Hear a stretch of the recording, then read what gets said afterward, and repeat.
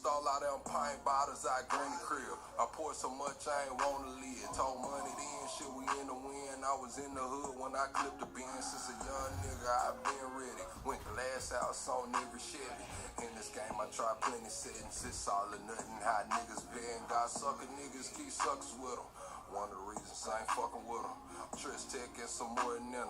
Guess she couldn't even afford a winner. I'm open late, don't need a scale, and it's always off a sneak wishing well. I double down, slick shit to spell. Shawty know I don't kiss and tell. I'm faded, faded, faded, faded, faded, faded, faded. I'm faded, faded, faded, faded, faded, faded, faded. I'm faded, faded, faded, faded, faded, faded, faded. I'm faded, faded, faded, faded, faded, faded, faded, faded.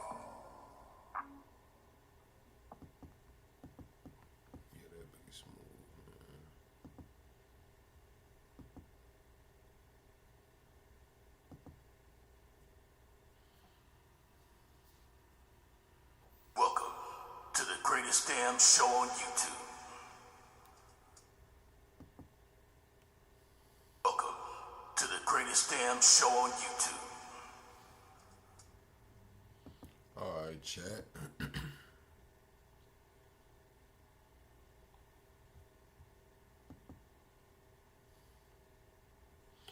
Make sure we live. Alright, make sure we live.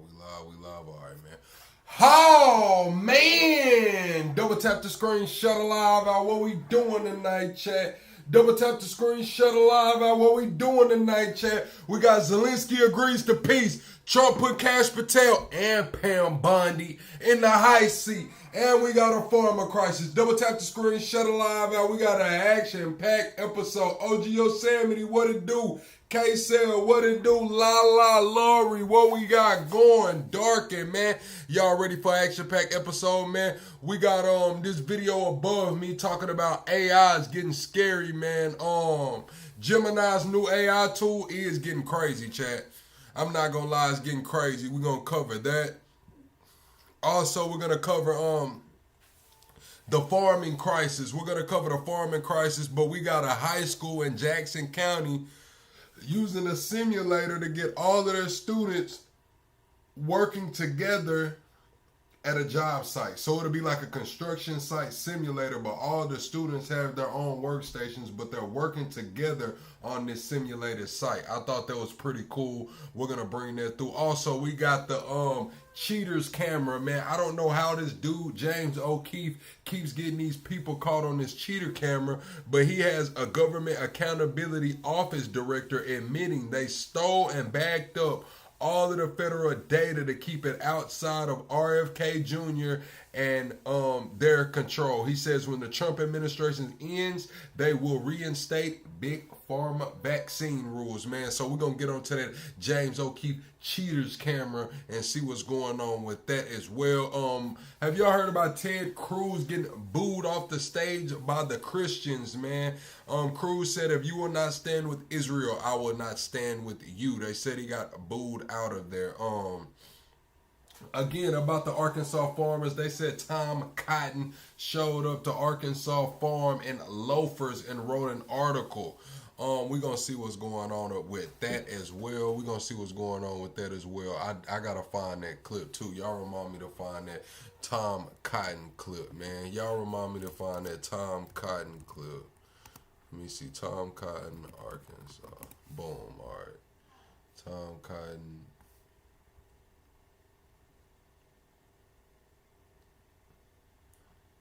I don't know, man. I don't know. Long story short, we're going to get into that Arkansas farm crisis. Arkansas farmers. Okay, let me find it. I just seen that, bro. Okay, here you go. More Perfect Union went over there. We're going to watch the More Perfect Union one. I thought that was the Tom Cotton one, but it's the More Perfect Union one.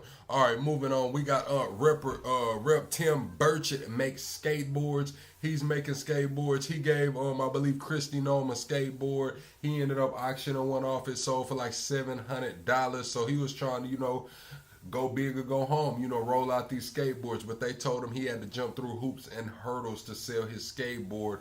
Meanwhile, insiders trading going on. We got Trump watches, Trump Bibles, Trump everything. And Tim Burchett cannot sell his skateboards. We're going to figure out what's going on. Also, we got Caroline Levitt with a press conference.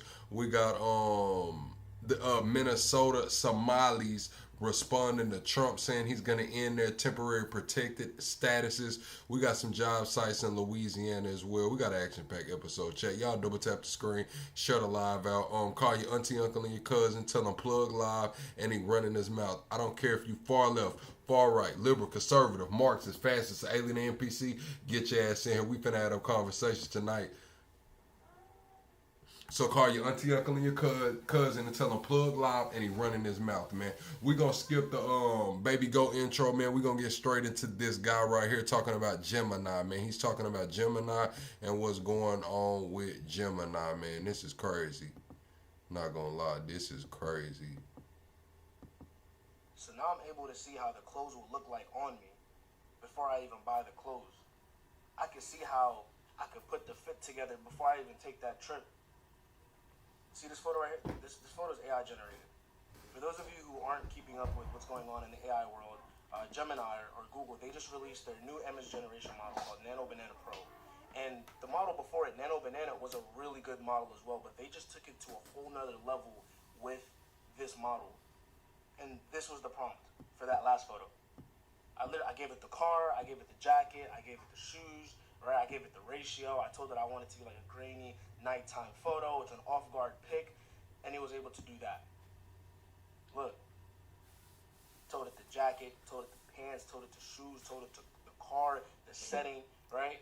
Like now you can visualize what something could look like before you even get, buy that jacket, buy those shoes, or take that trip. This model has took it to crazy. A whole different level. And the prompt isn't even that complex, right? Telling it exactly what kind of shoes you want, what jacket you want, what pants you want. You tell it the scene, you tell it the setting. Like, this model is really good. I mean, this is the first model I've seen that was able to get the interior of a Rolls-Royce Cullinan correctly, right? Like, you can see the reflection on the glass. You can see, like, where, like, the jeans stop and the socks begin. The refinement is really good, right? And mind you, last year, literally 1 year ago, right, like December 3rd, 2024, this is what OpenAI's model looked like when I told it to generate a Rolls-Royce Cullinan. Yeah. And mind you, like last year, this was crazy last year. This was like, it was. You can take text and turn it into an image, right? Like, you could get creative, but look at how far we've came in just about a year. Stay safe out here, man. Make sure, like, you're not getting duped with people putting up, like, fake photos and stuff like that, because you can do stuff like this now. Crazy, man. Crazy, man. Yeah, the catfish is finna go to a whole nother level, man. They got the video catfish. They got the picture catfish looking like real images out here, man. You gotta be safe, man. And if you think us as adults are having a problem with it, just think about these kids and children, man. Anybody can look like anything or have whatever lifestyle that they want now, literally, with this Google Banana Pro 2. Yeah, the Pro 2 took it to a whole nother level. This shit is crazy. All right, chat, we're gonna move on. This is in Jackson County, Georgia. This is the first school in the world to use this technology where all of the students on the simulators are working together on the same job site. This will take the trades to the next level. We've been advocates for trades over here. Trying to get the youth, to keep it going. Somebody's going to have to build this infrastructure. Somebody's going to have to keep building the houses, plumbing, construction workers. And these kids are on a simulator working together with their classmates at a job site, man. I feel like this will help. This will help for the future, especially if schools integrate things like these. So proud to say we are the first high school in the world to use this technology where all of our students on the simulators are working together on the same job site.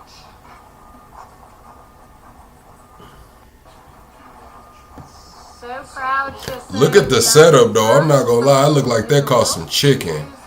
I'm not gonna lie. It look like they spent some chicken. Why is my alarm going on? It looks like every one of those probably cost about probably about 35,000. How much do y'all think those cost in the comments, chat? How much do you think that setup costs, like per station? Y'all give me your best guess in the comments. How much each one of these costs per station? Where all of our students. That's crazy, man. I'm not gonna lie, man. Shout out to this school down there in Jackson County. We're gonna move on to the cheaters camera though.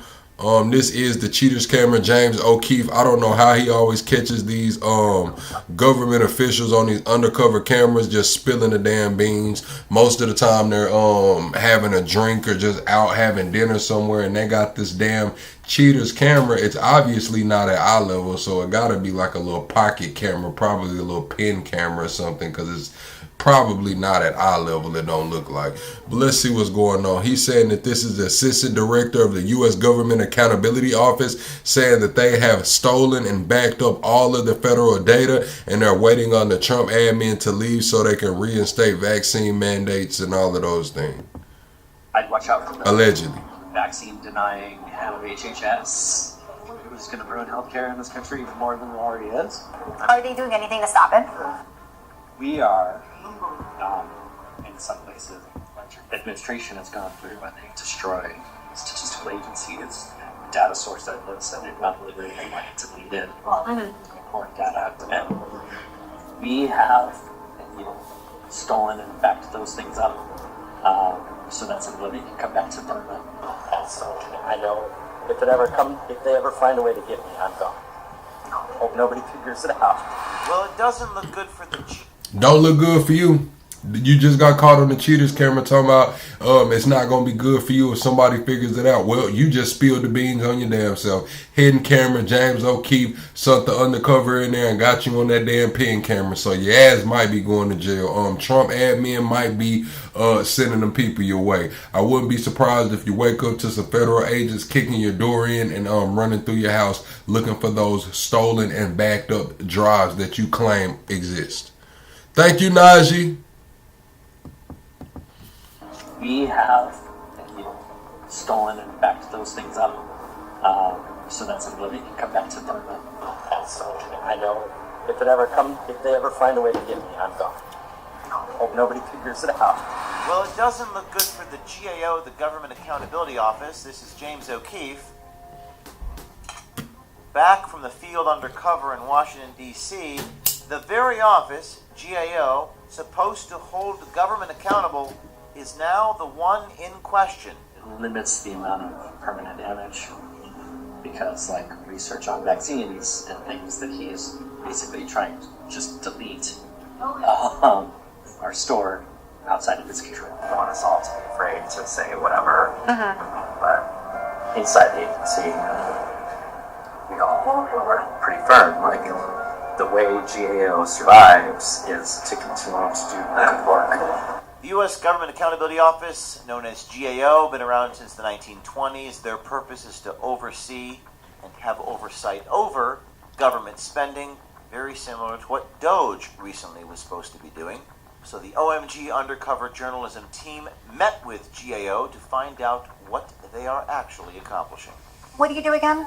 I work for the government office. For the government what? Accountability office. Okay. I remember you saying it's similar to Doge. Not really, but it's like what Doge pretended they were doing. They were going in and finding places where they could save money or fix government, except really all they were doing is government business. They're pretty much doing what you do without the research. So, yeah, we do like the research to see what works and what doesn't. We make recommendations. We can't force our recommendations to be implemented, but they usually are because they're backed by good evidence. Meet Steve Putansu. Now, Steve, a 16-year veteran at the U.S. Government Accountability Office and lecturer at American University, opined that GAO is stealing and preserving vaccine data that RFK and HHS has deleted. A very move that could possibly violate federal law. I'd watch out for the vaccine denying head of HHS, who's going to ruin healthcare in this country even more than it already is. Kennedy? Are they doing anything to stop it? We are, in some places, and I mean, there's resistance everywhere, right? administration has gone through when they destroy statistical agencies and data source that looks at it, not really wanting to lead in more data. And we have, stolen and backed those things up. Yeah, he's in trouble. What it do, Ottawa? This is Steven. He's the assistant director. Y'all seen that just pulled up his damn LinkedIn profile or whatever it is. He said if this gets out, he's probably in trouble and he's gone. Well, he might just be gone, man. This is crazy. So that's a they can come back to them. How so? Because we had access to them, so we'll just keep cutting. We're limiting the damage. We're finding places where he's violating law, which then can make law enforcement stop violating law to the extent that police will let us. Has he violated the law yet? Has the court backed you guys up? Yeah, that's one of the, so GAO got threatened with 50% budget cut next year because of something called the Impoundment Act, which is basically, impoundment is if the president takes something Congress appropriated, Congress has spent $1 million on this, and the president says, I'm not spending it.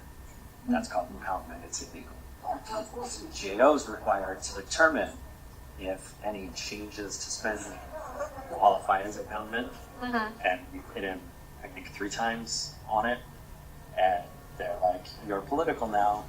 You're just trying to destroy, the Republican Party, and so therefore we're going to slash your budget to punish you for being political. I want us all to be afraid to say whatever, but inside the agency, we all were pretty firm. Like, the way GAO survives is to continue to do good work. We consulted Will Chamberlain here in Washington, a senior counsel at the Article 3 Project. According to Chamberlain, this director at the U.S. Government Accountability Office committed violations of 3 federal statutes. My name is Will Chamberlain, and I'm senior counsel at the Article 3 Project and the Internet Accountability Project. What this strikes me as very seriously and very clearly a violation of the Computer Fraud and Abuse Act, which prohibits intentionally accessing a computer without authorization or exceeding authorized access to obtain information from a U.S. government department or agency. That's precisely what he did. He is not at HHS, so if HHS wants information on its own servers deleted, he doesn't have the right to purloin that information from HHS. That also could easily be a theft of government property, which would be a violation of 18 U.S.C. 641, and also the unauthorized removal of public records under 18 U.S.C. 2071. Again, I've just returned from the field here in Washington. I'm in a hotel room after confronting a couple people who've done naughty things. We have undercover people everywhere. Sometimes you wouldn't even suspect who. And this is why we do the type of journalism we do, to shine a light on people like this who are bragging openly, brazenly about the crimes they are committing. And you can always email us, tips@o'keefemediagroup.com. 914-491-9395 is the message on Signal. That's 914-491-9395. And our journalism team will get back to you. Stay tuned. Next week, Tuesday at noon, my price is... Yeah, that's crazy, man. Everybody getting caught on these undercover cheater cameras is really kind of crazy, man. All right, chat. We finna move on. This is a construction site in Louisiana, man. This is what's going on in Louisiana, man. They said that these workers are quitting because they have to ride a bus 45 minutes to and from the job site, and they are not paid for that 45-minute ride to and from the job site. So would that be grounds for you to quit a job, chat? Let me know in the chat. Large construction project where they got thousands of people working. Well, down in Cameron, Louisiana, CP2 LNG, they got like 4,000 people working there. And by Christmas, they plan on having from 7,000 to 9,000 people working. Worley and Cajun are the 2 main contractors that's hiring all these people. But the killer is the bus ride. You got to ride a bus like an hour in the morning and an hour in the evening. They got people quitting every fucking day because of it. 40, 50 people. The turnover rate is crazy. And what it is, they're complaining because they claim they're not getting paid to ride the damn bus. But here's the thing. They're getting paid 12 hours a day and working 10. Because those other 2 hours are literally, they're getting compensated for riding the damn bus. But they don't look at it that way. And they're getting per diem 7 days a week. Yeah. They work 12 straight days and they get every other weekend off. And they're getting per diem 7 days a week. Every single week. But they're complaining. If you want one of these jobs where they're hiring like crazy and the turnover rate is high, contact Cajun and Worley. They got offices in Sulphur, Louisiana.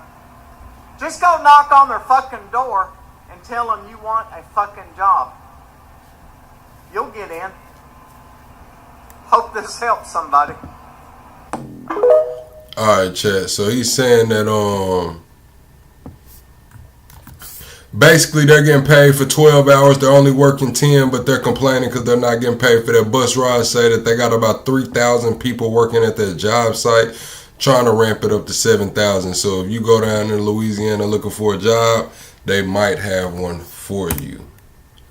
Alright, chat, this is what's going on about the rent. Mom Donnie's talking about putting rent cats in New York City. These are New York landlords and commercial real estate owners, and they're talking about the problems that they face. This guy's saying he's only making $500 per building.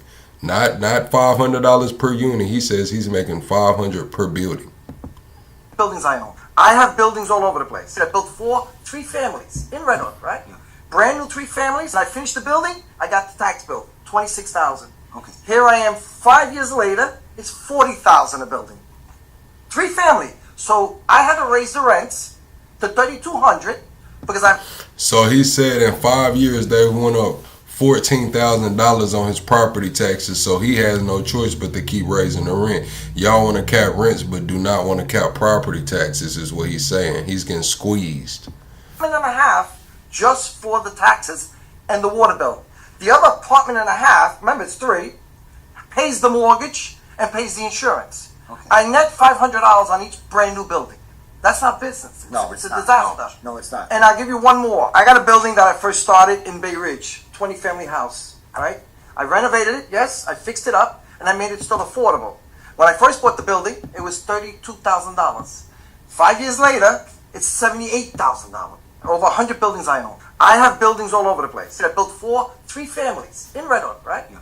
Brand new 3 families. So he's saying it went to 100,000. I mean, his tax bill went up. Look, it's 70. It was 32,000. 32,000 to 78,000 in 5 years on a tax bill, man.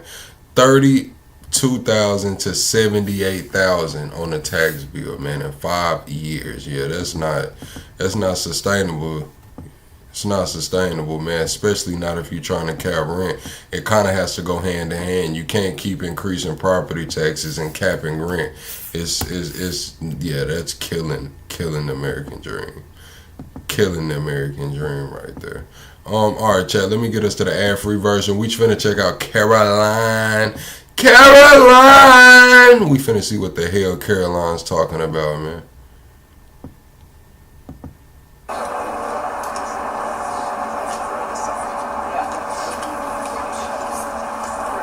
That's crazy. They said ever since Caroline had wore that one little dress or whatever happened that she's always been coming covered all the way up now. And it might just be cold over there. How do y'all feel about DC's mayor, though? DC's mayor said that she's not running for re-election. She's been mayor since 2014. She said she does not want to be mayor for life. But she said she was confident in winning re-election, but she did not want to be mayor for life, so she's not running for re-election. So DC will have a new mayor.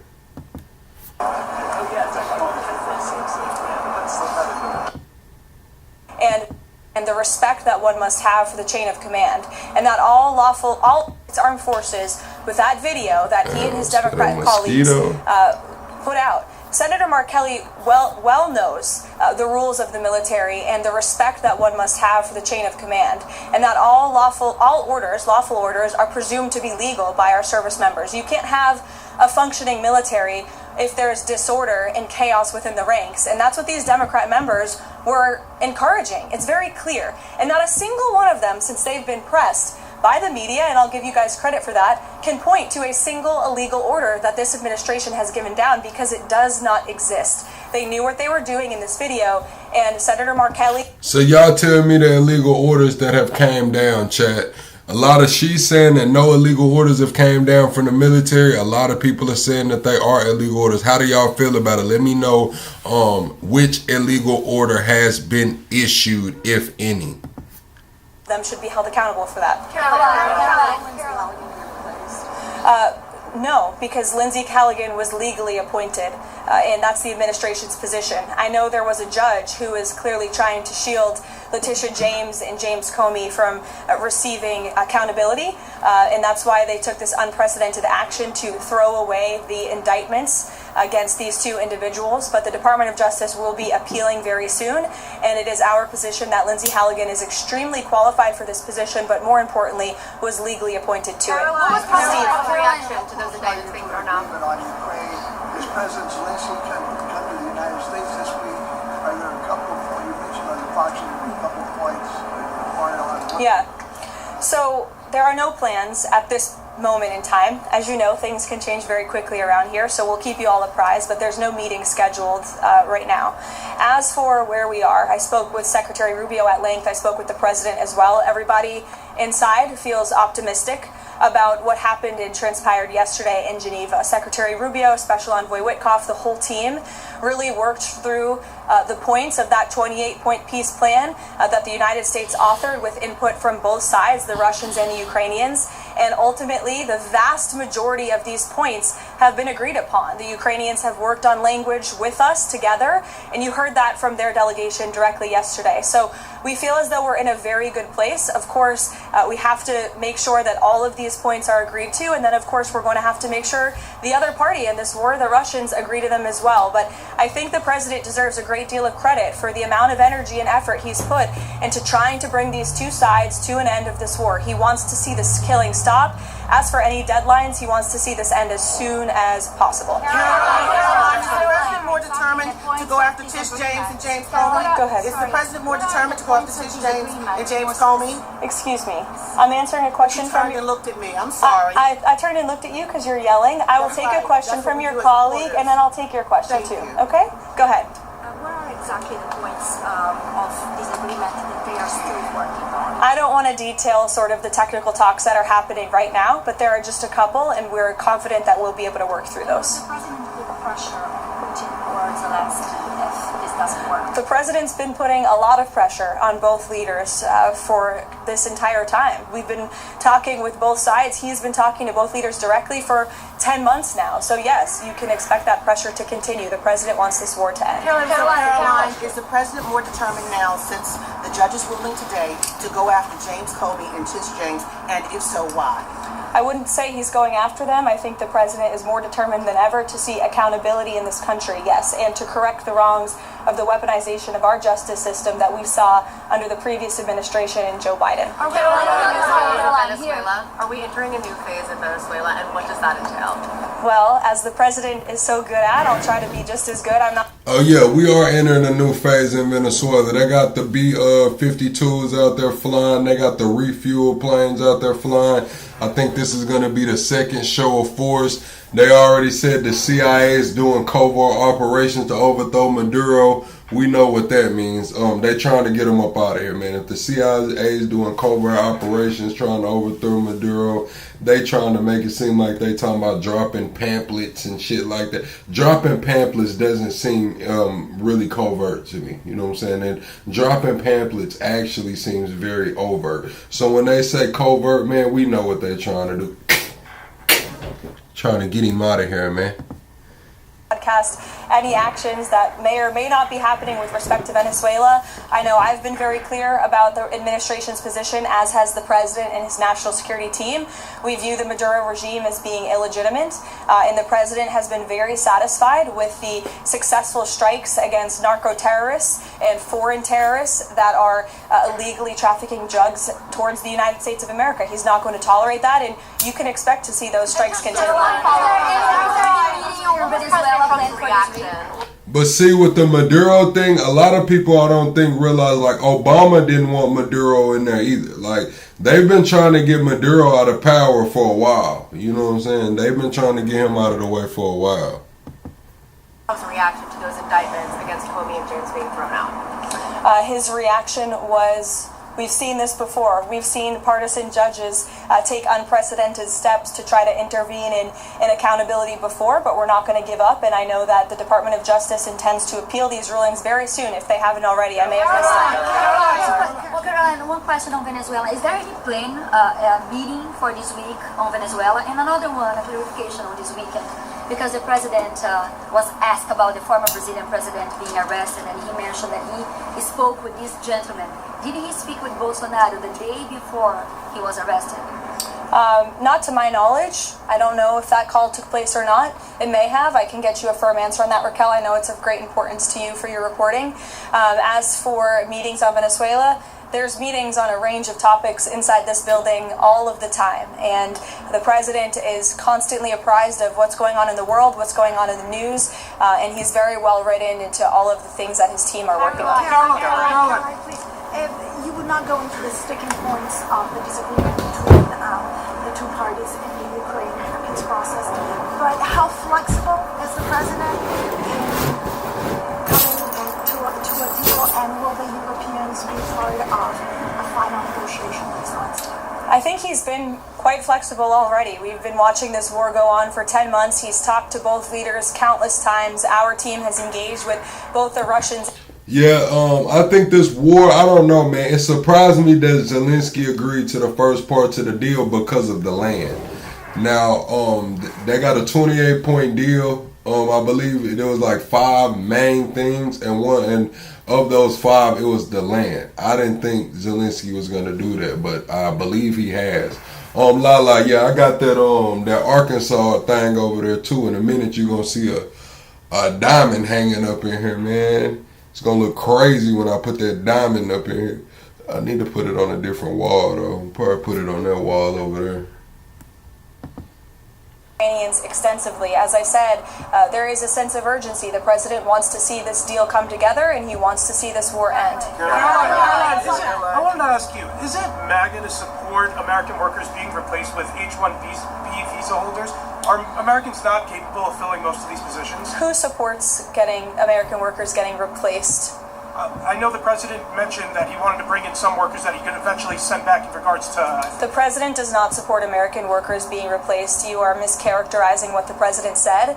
The president wants to see our American manufacturing industry be revitalized better than ever before. That's part of what he's doing with his effective use of tariffs and cutting good trade deals around the world.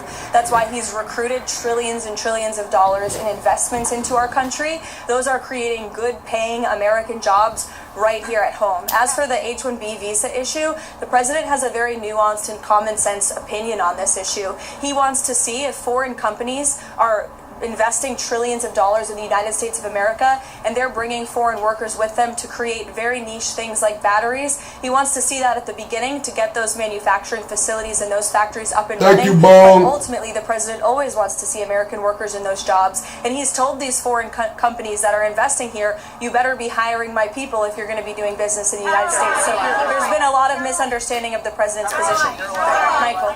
Caroline, is President Trump asking for Xi Jinping's help and putting pressure on Putin to help him report to I won't get into the details of the conversation this morning other than what the president put out on Truth Social. He put out his own readout of that, and I will leave it to that. But I did speak with him about the call. It lasted about an hour, and it was a very positive call. The focus of the call was really Russia-Ukraine did come up, but the focus was mainly on the trade deal that we are working on with China and those relations and how they are moving in a positive direction. President also addressed our farmers, and we are pleased with what we've we've seen from the Chinese, and they feel the same way. And the president and President Xi discussed continuing to stay in correspondence following their very productive meeting in South Korea.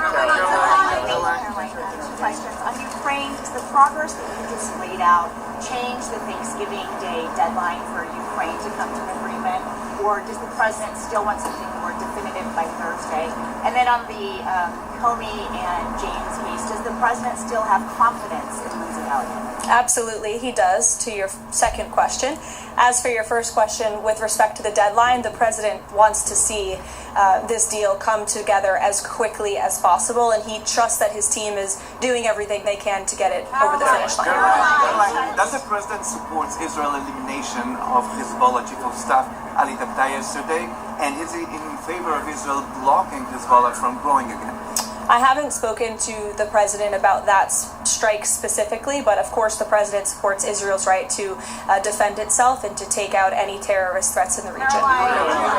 Jake? If the president does announce a proposal to cut healthcare costs, will that include the extension of the subsidies? I know there's been a lot of reporting on this from yourself as well, Jake, over the last few days. I will tell you that healthcare is a topic of discussion that's happening very frequently and robustly inside the West Wing right now. The president's very much involved in these talks, and he's very focused on unveiling a healthcare proposal that will fix the system and will bring down costs for consumers. As for the details of those discussions, I'll let the president speak for himself. As you all know, sometimes you report things and then President Trump comes out with an announcement, and those things are not always true from what you hear from sources inside the building. So I'll let the president speak for himself.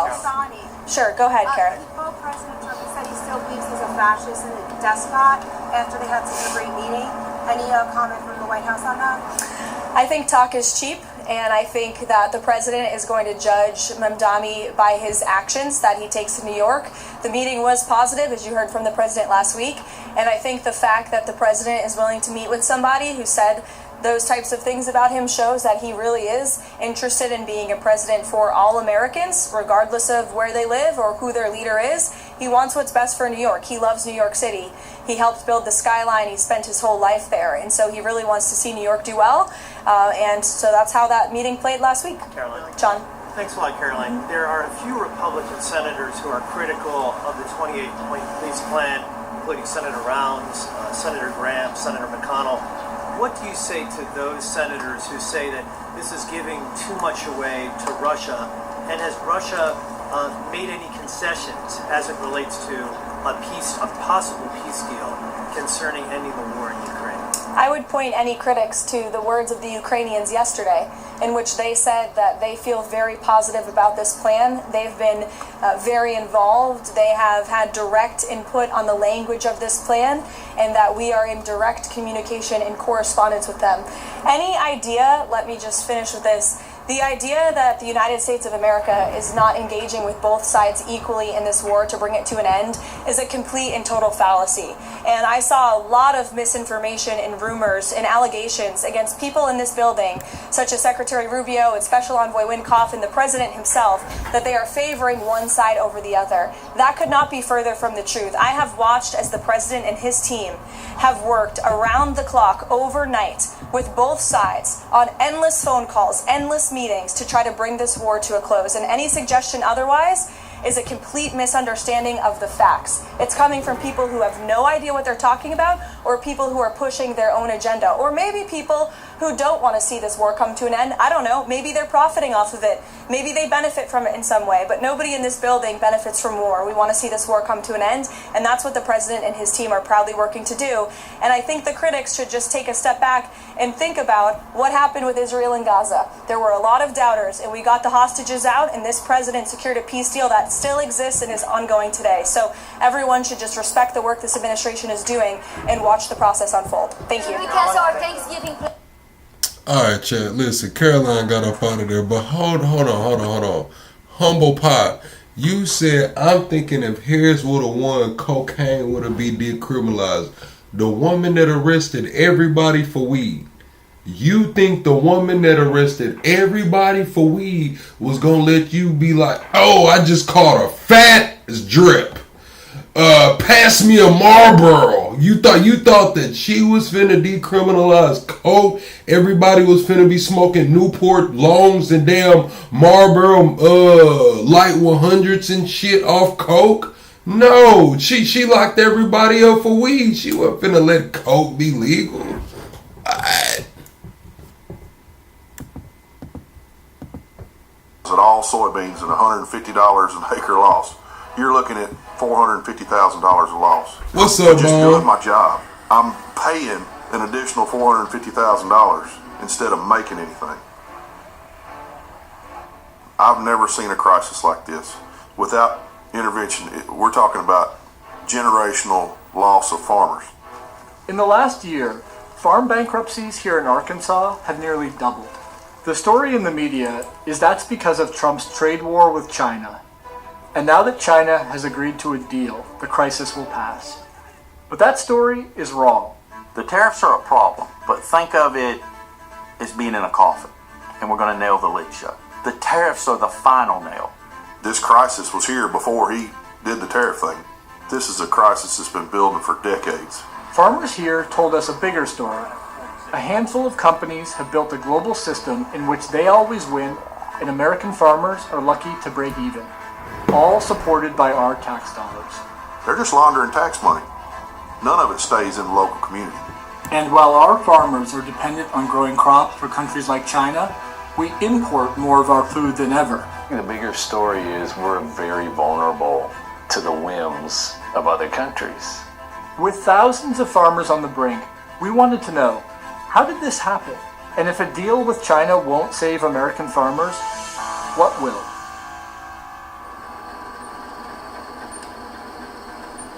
I ain't never been the biggest. We watch the markets every morning at 5:45. I get up and listen to Standard Grain. And Joe says it's 5:45 in the morning and the markets are.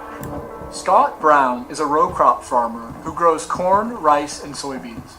I want to know what the price of soybeans is, how much we've exported this week. The price of soybeans hit a high of $17 a bushel 3 years ago, but this year it's down to $10. That means many farmers will operate at a loss, but not just for soybeans.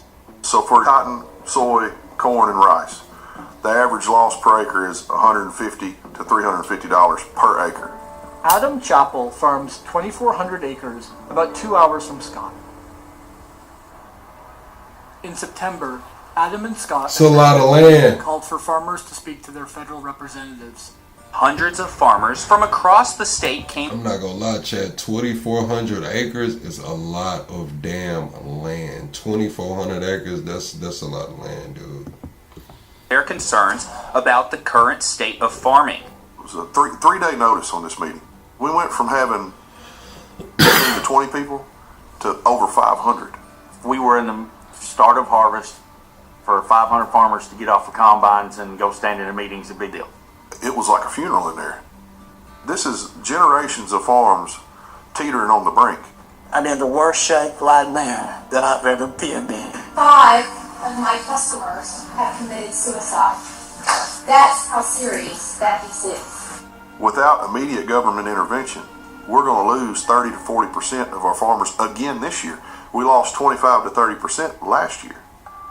Farm debt is expected to reach $560 billion this year, a new record high.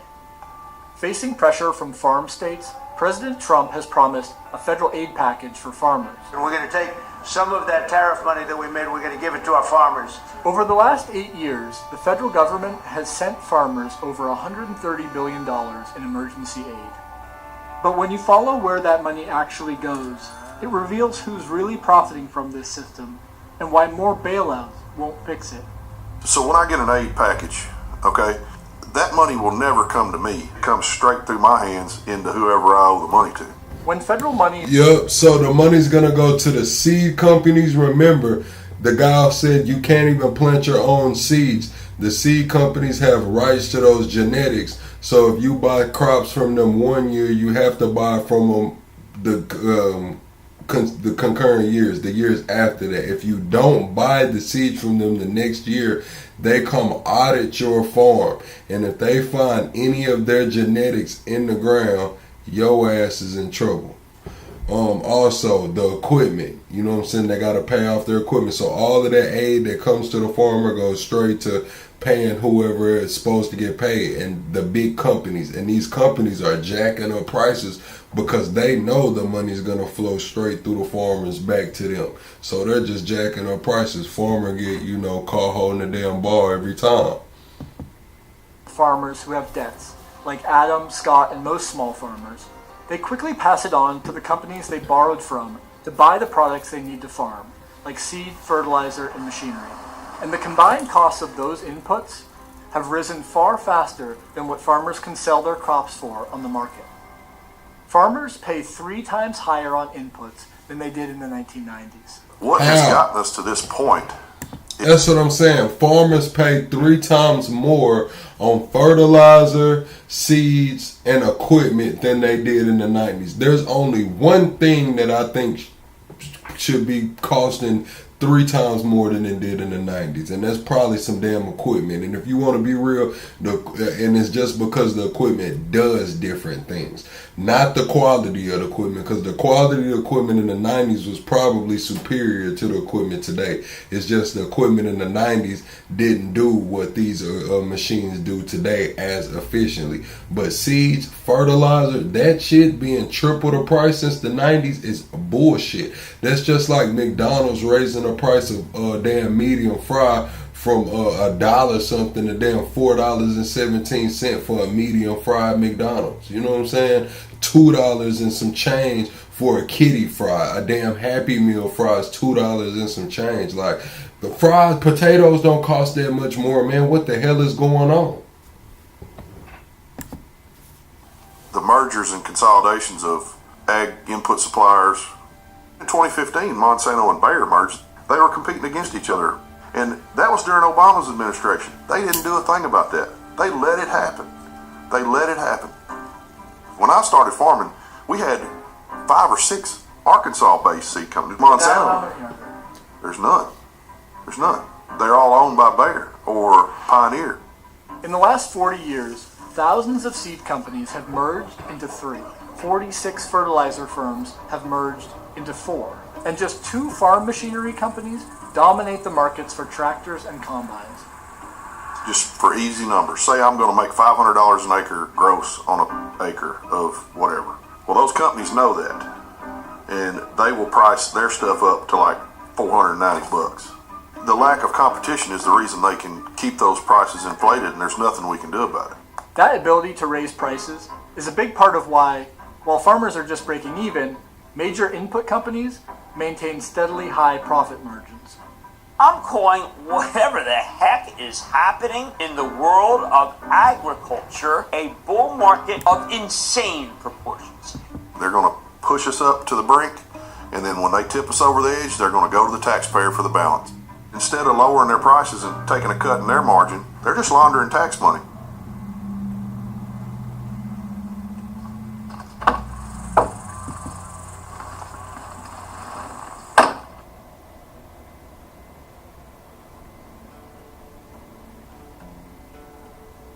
This is it. That's the old elementary school. All the schools are closed now, but that's what's left of the elementary school. High school's completely gone. They demolished it. Had parts stores, restaurants. Even just in my lifetime, we've lost a lot. This was a furniture store, bank.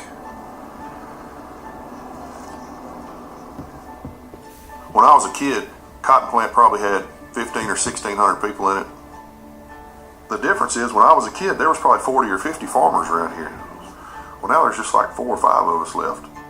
And every time one of them goes out of business, that's less business for the parts store, that's less business for the restaurants. So every time consolidation happens, rural America dies a little bit more. Since 1997, the U.S. has lost over 300,000 farms and now has fewer farms than ever in its history. In a functioning market, farmers with high input costs could just raise their selling prices. But on the selling side, they're getting squeezed just as hard by their buyers, the companies that control the global grain trade. There's really about 4 big grain companies. Ben Lilliston is a farm and trade policy analyst who's looked at the influence of big grain companies. like Cargill, Bunge, and Archer Daniels Midland. These four big grain companies control almost 80% of the market in the U.S., and in many regions of the country, there's only one or two of them. Farmers are relatively weak players in the system, price takers in economic terms, meaning they have to take the price that the grain company offers. We cannot negotiate with a buyer like ADM or Cargill and say, no, $10 isn't good enough, I'll give you my soybeans for 12. They'll just go, well, okay, get out, go on then. We have leverage against nobody. We are under monopoly rule on the input and the output side. Yeah, Long Bong, if you want to request a video, drop it in the Discord. Drop it in the Discord. Mods, drop the Discord for Long Bong. Long Bong, if you can't find the Discord, it's on my wall. It's on the community tab wall. You can drop it in the general chat of the Discord. Or you can tell it to me here, but I'd rather you drop it in the Discord. Buy crops from farmers, often below cost, and turn them into processed food, animal feed, and biofuels.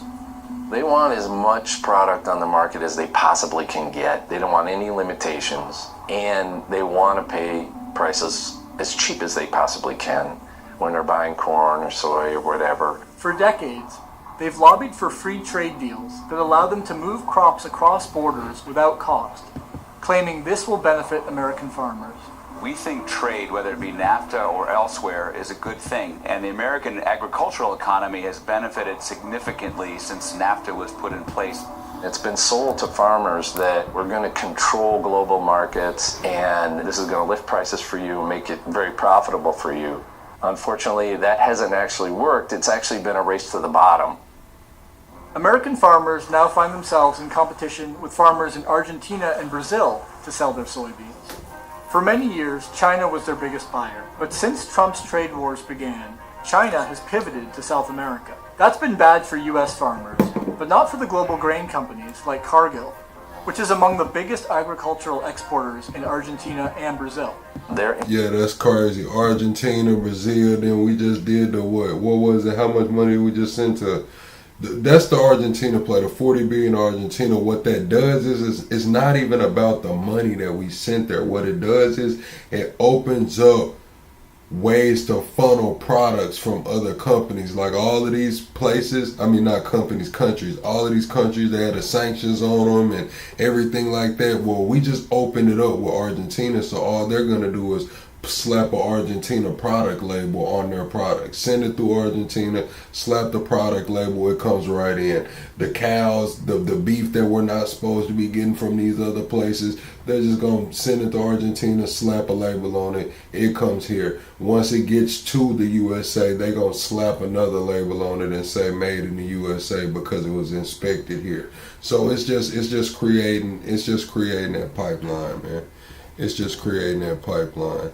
I was finna say, you said 15-minute cities aren't something they can even enforce. As far as I know, Darking, it's about the infrastructure on the 15-minute cities. They don't have to enforce a 15-minute city if they just start building them like that. If they just start taking the money allocated to these cities or the money allocated to these states and start building out the infrastructure for 15-minute cities, why do they have to enforce anything? You know what I'm saying? Why do they have to enforce? See, it's already happening whether you know it or not. Look at Dollar General and what Dollar General is doing. They're trying to put a Dollar General every 5 miles. They want a Dollar General every 5 miles. Where there are people living, they want a Dollar General about every 5 miles. They build our infrastructure, man. I'm just saying that's just something slight and subtle that you can see happening around you and you don't even realize it. Like the 15-minute city thing definitely can happen. Very different than a national interest like the United States, our interest, or even a community level interest. So far, the Trump administration has not followed through this year with an aid package for farmers.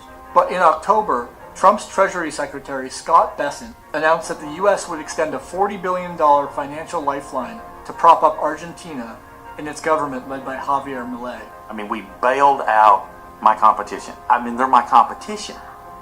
And we sent taxpayer dollars to them like it was no big deal and hurt my market.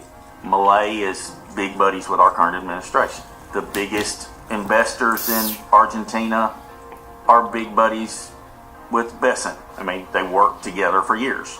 Besant, a former hedge fund manager, owns thousands of acres of U.S. farmland, from which he has earned around $1 million a year. China has been boycotting American soybeans. Do you see a real light at the end of the tunnel there? Well, Martha, in case you don't know it, I'm actually a soybean farmer, so I have felt this pain too. When Trump and Scott Bessent say, we're for the farmers, we love the farmers, I'd say same thing that my papa and everybody's always told me. Don't listen to what they say, watch what they do. It's that simple. What have they done to help us at all?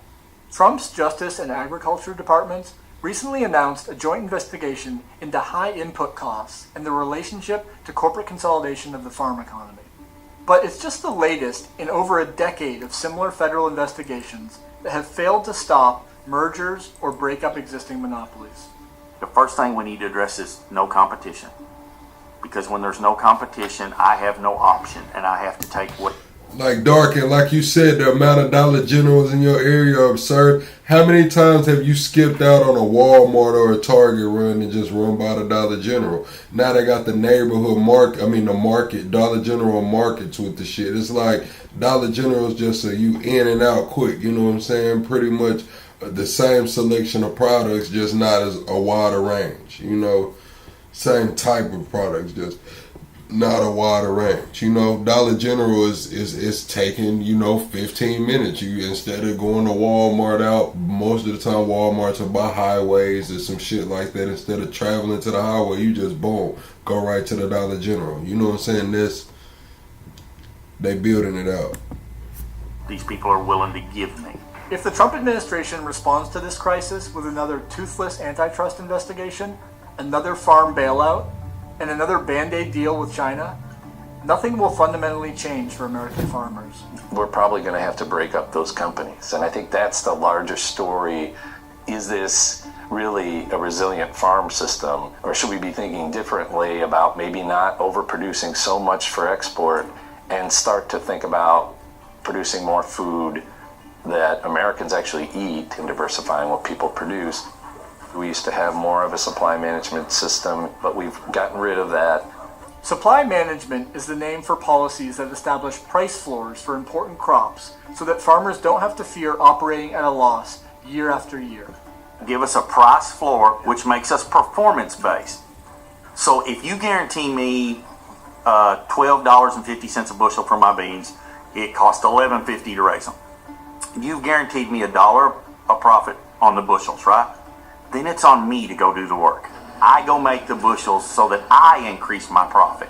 Would that not make more sense? Would that not kind of end the bailout program if you had a floor? But the big ag companies hate this. No, because they want us beholden to them. Cargill and ADM is forced to pay farmers fairly in the market versus taxpayers having to subsidize. One study found that a supply management system could have saved taxpayers nearly $100 billion in farm aid payments over 2 decades. Instead, that money largely flowed through farmers to some of the world's largest corporations. We need to think about what's best for farmers, what's best for rural communities, the workers in the system, and consumers. And right now we have a system that's what's best for global grain companies, global meat companies, and the input suppliers. Facts, man. Pray for the farmers, man. That's the farmers down there in Arkansas, man. Y'all know that's where I'm from.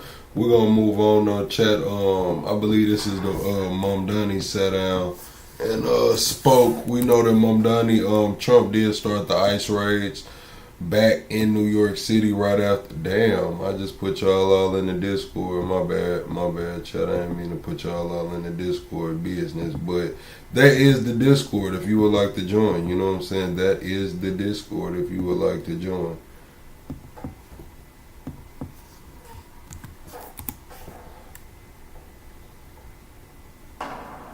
What is it like? Like you go to the White House, right?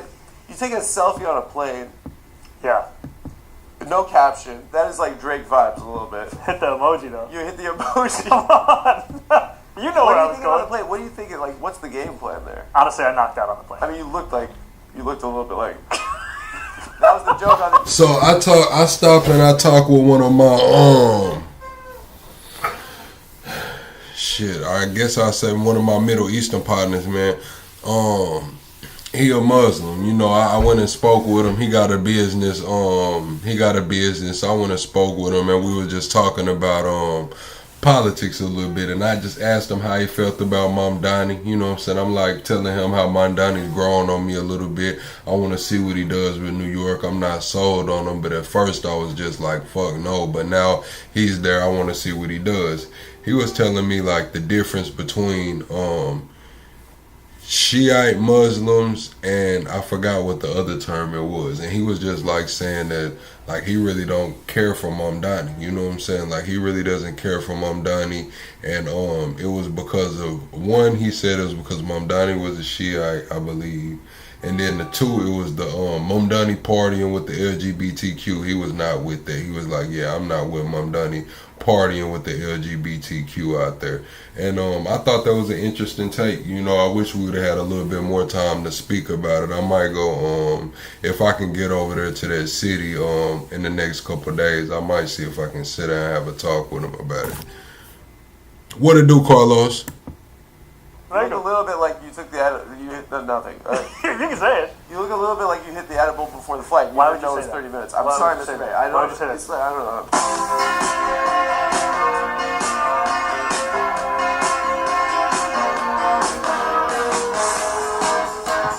Well, let's stick with State of the Taps. Okay. So starting next week, we will be commencing with a weekly members-only. Mr. President. I know where you were going. No, it's not a. No. How did you do that? I knew that it was going to be. I love him. I love him so much. He's the best guy of all time. You know his background story. He was like working at a factory, and then he tried to get. He's like, I'm going to try one more time, and then he went to Crystal Palace. He got like a. These are like the stories I would read when I was 17 and on the B team of a track. Sound like he just caught a fat ass drip. Somebody pass him a Marlboro. Dang, man, both his nostrils stopped up. Do I sound like I'm hot, like on coke or whatever when I'm sick in here? I hope y'all can tell that I'm not on coke, man. Like I just get sick from time to time when the weather changes or something. But damn, it sounds like somebody need to pass him a Marlboro. In New York City. What did you play? What position did you play? I played wrong sides. I played up top. Up top. Yeah. You were 9. I think I was 23. Okay, but you were a striker. Yes, it's no relation to the number on the back of my jersey. We have like a lot of our brain is occupied by the most useless information related to this soccer. Every day I wake up, I think about Sebastian Squillaci. Oh my God. Pascal Sigan. I think about Marwan Shamak. Yeah, I ain't never snorted nothing in my life, man. Chat, I don't even like the what's the shit, the nasal spray when you get sick, man. I only use the nasal spray, man. I only use the nasal spray, man. Some damn Tony, man. No Tony. When I caught you, like I'd be a little bit of a politician because I said that Ospina was giving me nightmares and you're like Jackson Heights is in the balance. Yeah, it's like, can you lay off my Colombian goalkeeper for a moment? No one cares. No one cares. We're embarrassing ourselves. Okay. When you grew up in the Upper West Side. Yep. New York City kid. Yep. Yes, sir. Yeah. Where did you grow up? Well, we both lived a little bit as kids in Cape Town. Yeah. You lived in Cape Town? Yeah. Where did you live? Observatory? I lived in Oranjezert. That's where my mom From grew up. 96 to 99. That's my mother grew up in Oranjezert. Yeah, but my parents are from Cape Town. And then What? I was born in LA. My dad was on a list of some sort. You gotta give me more than that. My dad. Yeah, I'm not gonna lie. The hair, the glasses, the vibe of the set, talking through his damn mouth. Yeah, man, I'm not gonna lie, man. He might be high, allegedly, man. He might be high. Both went to university in London. Okay. We're Jews from Cape Town. Okay. And then, Shout outs. they met in South Africa. They met at home in Cape Town. They kept getting set up on blind dates. And she was like, this fucking guy again. And then somehow he wore it down. And then they got married, and he got a letter that he was being sent to Angola to the Civil War, and so they left. They just when did they packed leave? up and What left. year? 82. Wow. So I was born in LA. Okay. Have you been to my Cape- dad was on an enemies list because of the apartheid regime, Yeah. and so I Not a bad lived there when I was a list to be kid, on. and then I was there back. My granny's from Sea Point. None of the grannies left, and actually, Are they interesting. still there? Granny's still there. 94. She just got a hip. You want to send her a video? Let's do it. Hi, Granny. Yeah. Congrats on the hit. Congrats on the hit. Hey, chat, double tap the screen, shut a live out. We're 25 subs away from the next sub goal, man. How do y'all feel about Mamdani? Are y'all for or against Mamdani? Let me know in the comments. For or against Mamdani? Esther, congrats on the hip. I promise I'm trying my best in life. And no, she's very proud of me. I told her I was the mayor coming on, and no. So yeah, my Diva actually he was like, when I was a kid, I used to write my essays like, who's your hero on my Diva, because like it connected me to my parents, because like it was like That's he said amazing. yeah. So but he went to our synagogue after he got out of jail. He was elected, and he was like, you got to tell your kids to come back because we need everyone to build a country. And like my parents' whole generation of Jews. So why are you not following Madiba right now? Because I had to talk to you. And I got this studio, and it's a lot. It's a lot of work. Last time I went back was in 2010. 2010 for the World Cup. You fucking did the Jabalala. Was it obnoxious? Vuvuzela. Yeah. Could you not hear anything? You hate it if you're not the one doing it, and I was one of the people doing it. You got one. Yeah, I brought them back. Fucking loud. I brought them back. I brought one back to Maine. college. Yeah. I went to a D3 basketball game. My roommate was on the With basketball the team, vuvuzela. and I had the vuvuzela. Yeah. I think I was at Bates College, and I pulled it out and I blew it, and the ref stopped the game. And he was like, "You need to fucking stop." Yeah. And you're like, come on! Didn't you see the World Cup? Didn't you Brother. see the ball that went in all different directions? But I was at the Ghana-Uruguay game. No. That's where I cried in public. No. Yeah, Luis Suarez. Asamoah Gyan. Dude, VAR. I can't. Guys, this It was the closest. The mayor caring about soccer is the mayor caring about Arsenal is like Wakanda for me. It's like I feel like it's like representation. Do you remember that tweet? You're one of them. I remember your tweet. No, not the was it Ruth Conda Forever? Ruth, oh my god. Yeah, like what I make. What does Wakanda got to do with anything? Y'all talking about liking soccer, like what does Wakanda got to do with that, bro? Like what? Yo, you're talking about crying at a soccer game and then Wakanda, like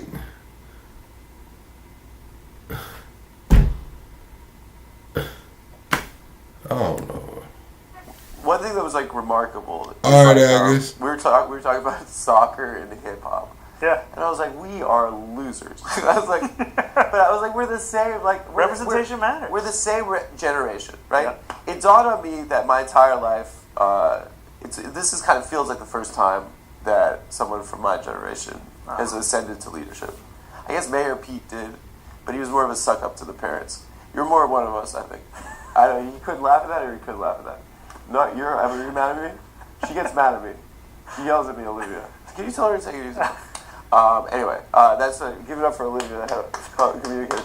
Why is everyone so nervous? Well, that's Monica. Or Amelia, sorry. That's Amelia. Oh, sorry. Okay, cut that. Okay. How are you? Yeah, you're mayoring people older than you. Are you getting unked? Okay, can you explain to me what does UNC stand for? Uncle.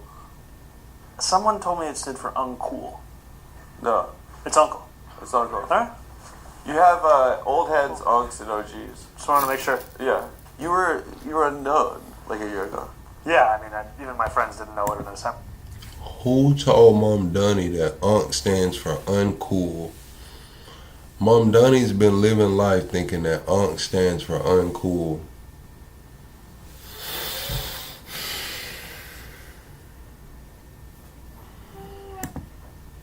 Yeah, I still don't know, and I don't want to know. In fact, I mean, you're perhaps one of the most famous people in America right now. I mean, it's weird. Is it weird? Yeah. How have you adjusted to that? I think I try and spend as much time as possible with people I knew before. Yeah. I was. Yeah. The day ones. The mayor-elect. Yeah. And I think the nice thing about being an assembly member is I was still working in politics, but I was also walking around my neighborhood like anybody else. Yeah. I mean, I went to... You went to the White House, okay? I went to the White House. I was going to tell you I went to Dwayne Reed, but Okay. both of them are true. Okay, let's start on the Dwayne Reed. Okay, start on the Dwayne Reed. We went in there, Yeah. picked up something from the apartment. Yeah. This guy in front of us has a pack of condoms and breath mints, and he turns around and he goes, "Mr. Mayor." And he looks at my wife, he goes, "Mrs. Mayor." Uh-huh. And that's our experience now at Dwayne Reed. Yeah, and That's life in Astoria. oh, the condoms had. I don't know. He was like, "Mr. Mayor, I'm about to lose my virginity." Yeah. He left it at that. I would like you to know, I'm about to become a man. He just gave the titles. What is this last year feel like? And what has the adjustment been like? Like, I mean, it's. To be honest with you, I haven't spent all that much time reflecting on it. You should. Because it's so go, go, go. You should just work a lot. Have you checked the Reddit? You sound like the inner voice. Is there a Zoran Mamdani Reddit? I don't know. Is there? Probably. Don't check it though. No. Yeah, just don't read the comments. No, I You'll always find- forget to put the extra /R when I'm like typing in the URL, Don't, so I don't even. What is it like? Like you go to the White House, yeah. right? You take a selfie on a plane, Yeah. no caption. That is like Drake vibes a little bit. Hit the emoji though. You hit the emoji. Come on. You know What where are I you was thinking on the going. plane? What are you thinking? Like, do you think like what's the game plan there? Honestly, I knocked out on the plane. You slept. Slept. It's a 30-minute flight. I mean, you looked a little bit like. That was the joke on the internet. I don't know if I can make these jokes. You look a little bit like you took you hit nothing. All right. You can say it. You look a little bit like you hit the edible before the flight. Nah, quarter zip is like the sweater that zips down right here. Quarter zip is like the sweater that zips down to like the middle of your chest. It's not a full zip. You got a full zip, then half zip would be like to your belly button a little bit. But nah, quarter zip is like where it's like a sweater that zips down to the middle of your chest. Oh, it's 30 minutes. I'm Why sorry, would you Mr. say May. that? I know. Why would you say that? It's like, I don't know. I apologize. You walk in, like, did he gave you a tour of the White House? He gave me a tour of What was the weirdest thing he showed you? the Oval Office and the Cabinet Room. What's that? He had to have shown you some one thing weird. I mean, he showed me the portraits of all the presidents in the Cabinet Room. Yeah, he saved the FDR for you. The FDR was beautiful. It was really nice. And we talked about FDR for a little bit. And honestly, you don't have the LaGuardia record if you don't have FDR. Yeah. But we talked about that. I walked in. First you get there, and So y'all got some quarter zips over there. That's what y'all trying to tell me. Y'all got quarter zips over there. Well, go ahead. Y'all know what to do. If you got a quarter zip over there, y'all know what to do. We hanging out, man. alone, and there are two people like guiding you through to Yeah. get to the Oval Office. And they're like, they want you to see this room and that room. And then I sit down waiting for the time of the meeting. And in front of me are like all these different coffee table books, and one of them is UFC at the White House. Oh yeah, he's bringing it there, right? I had no idea, but I was the rose flipping through that. Yeah, and so you saw like guys fighting each other. No, it was just a what was it? US. It was visualization. Of like what the the octagon is. Yeah, it's gonna look like. Yeah. Are you gonna go? No. Are you? Can I ask you a question? Like, how did you not laugh when the 135? How did you keep the face during the press conference? Oh. Because we were all dying, and I'm like, my boy Zora was. Allison, you gonna hurt yourself over there with what you talking about you got. You gonna hurt yourself. You might need to sit down somewhere. Straight face. He said, just tell me this. Yeah, how did you keep that face? Honestly, I was just thinking about New York City. Yeah. I mean, it's like the whole time I was trying to think about the difference between if you have a White House that is working towards an affordability agenda or... See, I thought the cardigan had the buttons. I thought the cardigan had the buttons. It's harder to live in the city. Yeah. That's kind of what kept... Do you feel like as if the president sees your popularity? He loves the ratings. Ton of reporters. He sees it. He's, I think, handsome. I think he thought handsome. Did you have eyes up here, Mr. President? You were elected because you were trusted on your policies for affordability. I remember I was on this stream one time, and it was like a newbie stream for like smokers, and somebody in the chat was like, "It's my first time smoking," how much should I do? And I just had a bad impulse, you know what I'm saying? And I just put 3-5 in the comments. And the dude that was hosting the show was like, no, don't listen to Plug. Don't listen to Plug. Don't do it 3-5. I don't know why I told her to do that, bro. I was tripping. Be a little bit trying to like swagger Jack a little bit. You know, I actually think there are a lot of places of disagreement with the president. I think one of the things that was remarkable to me is I told him that, you know, our campaign started on October 23rd of last year, but the moment when a lot of people, or not a lot of people, some people started paying attention was after he won the presidency. We did the video on Fordham Road, Hillside Avenue. Yeah. We talked to Trump voters and we asked them why they voted for him. And it just went back to cost of living and it went back to cheaper groceries. Yeah. And that was a lot of our campaign. And he liked that it was 1 in 10, right? That's like, he liked 1 in 10. Did you see the guy who has the MAGA from Mamdani hat? Yeah. I'm not gonna lie, Chad. I'm not gonna lie. So I've been smoking for a while, like a long time. I quit for a long time too. So when I first started smoking, we was smoking like brick, bro. Like it was like some trash, bro. Like so, like I remember the different. You know what I'm saying? It was different. Nowadays, these people smoking for the first time. Some of these people are getting some gas. I'm talking about some head buster, bro. So I'm not thinking I'd have told these folks to put a 3-5 out there, and they probably gonna get some of him. And it's gonna be their first time. Yeah, they was probably going, man. Oh my god, yeah, I was tripping. It was wild. I remember I was gonna step on. It sounds like such a possibility. Everything is we. I was going to step on the stage at Forest Hills where we were doing our rally. Did you think it was a prank? Well, I had a member of the NYPD pull me aside and they're like, I just want you to know that there is a man in your line of sight with a red MAGA hat. We checked and he's actually sincerely here for the rally. Oh, nice. So you really had to bring it. You had to do a Trump-style rally for him. You had to do YMC. You know, this guy's accustomed to some wild rallies. This guy's accustomed to a stadium full of. Yeah, it was just me and El Bizgar Church. Yeah, and somebody from MTV Lebanon. Did you expect him to like you as much as he did? I was trying to prepare for a lot of different situations. I know. It's like when you're on that plane taking that selfie. I mean, that could have gone in any direction. I mean, like, did that feel best case scenario, or like, were you like? It honestly felt like the most productive meeting we could have had. Yeah. I mean, a meeting where we talked about ULERP, we talked about, groceries, Con Ed, rent, childcare. That feels like the best meeting you could have. Thank you, Grapeseed. Were Eric or Donald Jr. there? No, it was. Did you worry that like to see that was maybe difficult for them? No, I wasn't. See, this is what they're gonna have to do. Mamdani can sell Trump on lowering property taxes. We know Trump is in the commercial real estate. We know that Trump's friends, are probably in the commercial real estate. So Mamdani can sell Trump on lowering property taxes. Lowering property taxes would have to happen for them to stabilize rent or put a cap on rent. Property taxes have to come down and stay down. And he can sell Trump on that. But where are they gonna get that other money from? The money that they're not getting from property taxes, where are they gonna supplement their income from? Maybe it's like the hang has just been so bad. This cool guy came, and he's like, now I have to go back to these guys. Did he say, can you sleep over? Is he come up to New York and see you? He didn't ask me that. Oh, man. I mean, it was one of the most surreal things we've ever seen as Americans. Robin Van Persie against Charlton, baby. What's the score? 3-1. What? Fuck! Who scored?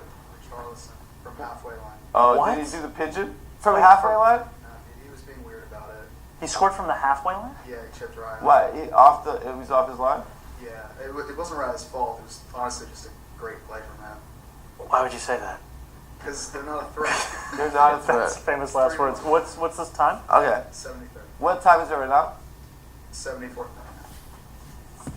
That's what I'm saying. Like he doesn't need Trump's permission. Like of course he doesn't need Trump's permission, but if Trump's threatened to cut off all of that funding, you said they printing the money, you know what I'm saying? Well, Trump's still going to have to send that money so it can go to the city. Trump said he going to cut off all of that shit if him and Mom Dunny don't get along, you know, if they don't get understood. 102. Did you watch the 4-4 Arsenal Newcastle? Yeah, we talked about it. It was the worst day of my life. This is an interesting moment for us because we have like an opportunity to have like a snapshot of you after an historic election and prior to the assumption of one of the most powerful positions in America. Co-host of the show. Co-host of the Adam Friedland show. Yeah. What made you run for mayor? Like, what made you decide to run for mayor? I think one of the things was that I was very frustrated with the fact that Eric Adams, who was at that point running for re-election, was making it more expensive to live in New York City in clear ways that he had direct control over, and then pretending like he was just a bystander. He would write a letter in support of Con Ed when they wanted to increase gas by more than $60 a month. He would raise the rent more than 12%. He would increase the water bill. He would. But like the conditions for you. I mean, for me, you're like, this is the time I'm gonna run. I think the thinking was that I wanted to make a case specific about cost of living. Yeah. And there were a lot of people who looked at kind of the swing of our politics and thought that the only way to beat someone heading towards the right is to head towards the right yourself. And you felt like you were going to win? I felt like I had a 3% chance of winning. Yeah. And that's probably giving me an extra 2 points. Was there someone that you spoke to who said don't run? Oh, tons. Tons. Did your girl say that? No, my wife. Your wife? Oh, you gotta. I mean, she's still your girl. She's always your girl. Your wife, she said run? She was down for it. So that was the final decision that we had. You're allowed, yeah. Is she mad at you for working so much? No, she gets on you? She is a little bit. She what? Is she a little bit? She gets, no, but it's annoying for her a little bit. She lets you work heart. so much? Mine. This is all permission given. Mine doesn't. No, but I think, to be honest with you, it's to meet someone in one stage of your life. Yeah. And then to have your life and their life transform. Yeah. What it also, just like the level of love and support it takes from someone. Yeah. I mean, I would not be able to do this without her. She gets mad at you for working too much. That's not what I said. I looked into your eyes. I see a fellow brother.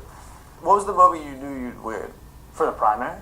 No, the primary and the general. I suppose. I got 2 questions. You know, there isn't like a single moment. Yeah.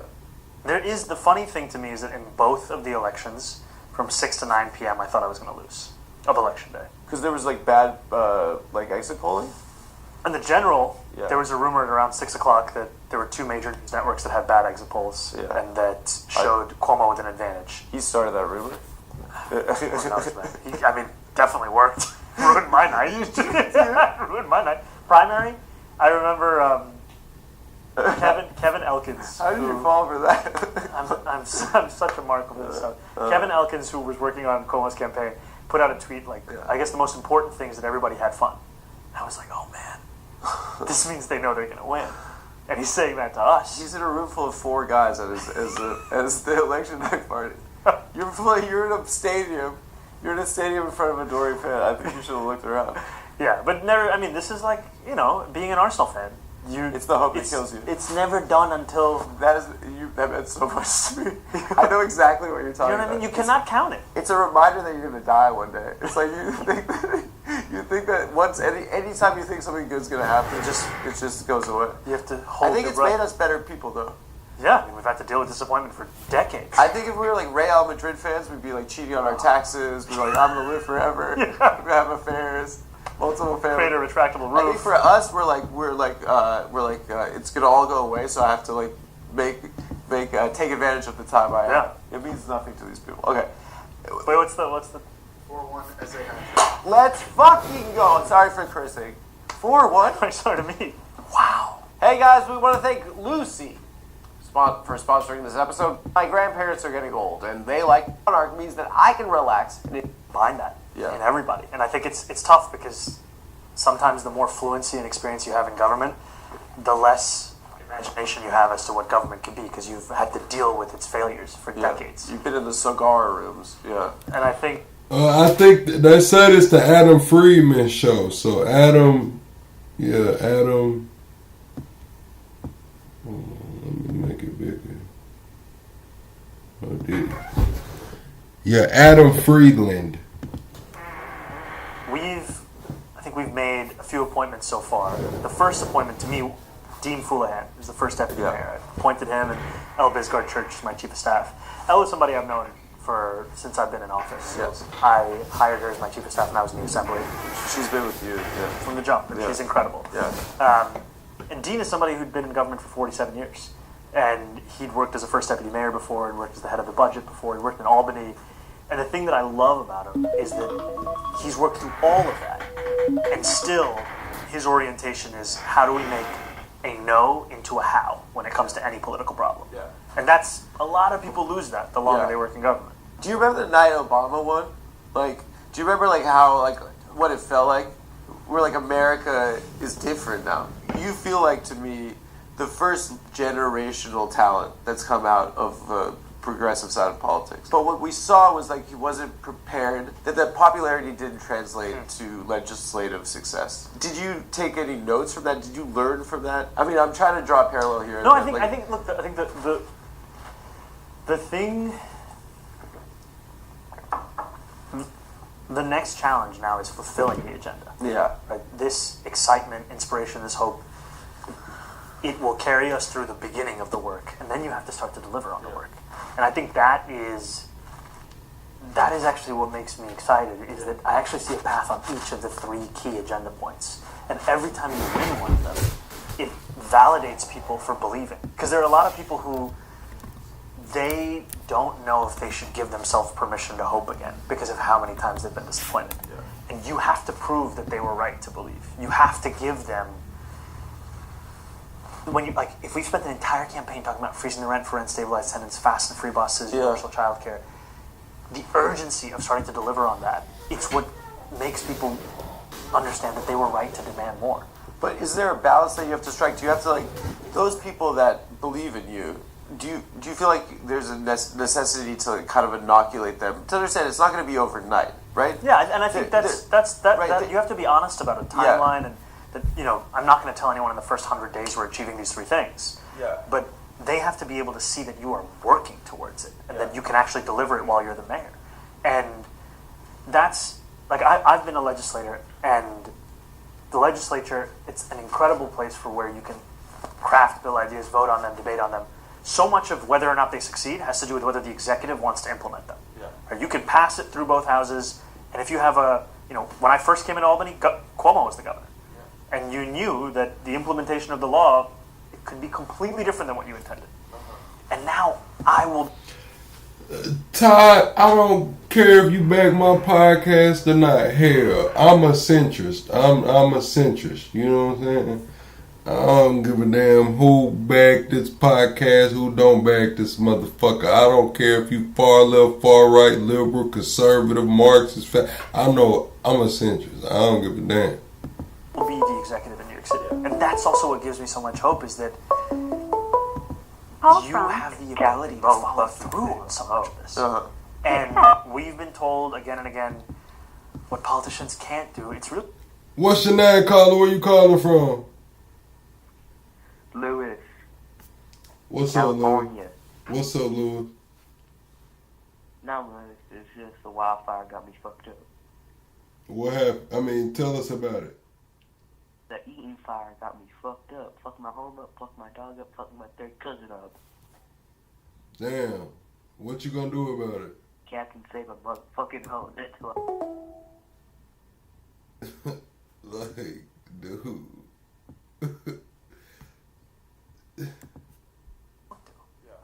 And that's why I'm here on the Adam Friedland Show. Yeah, thank you.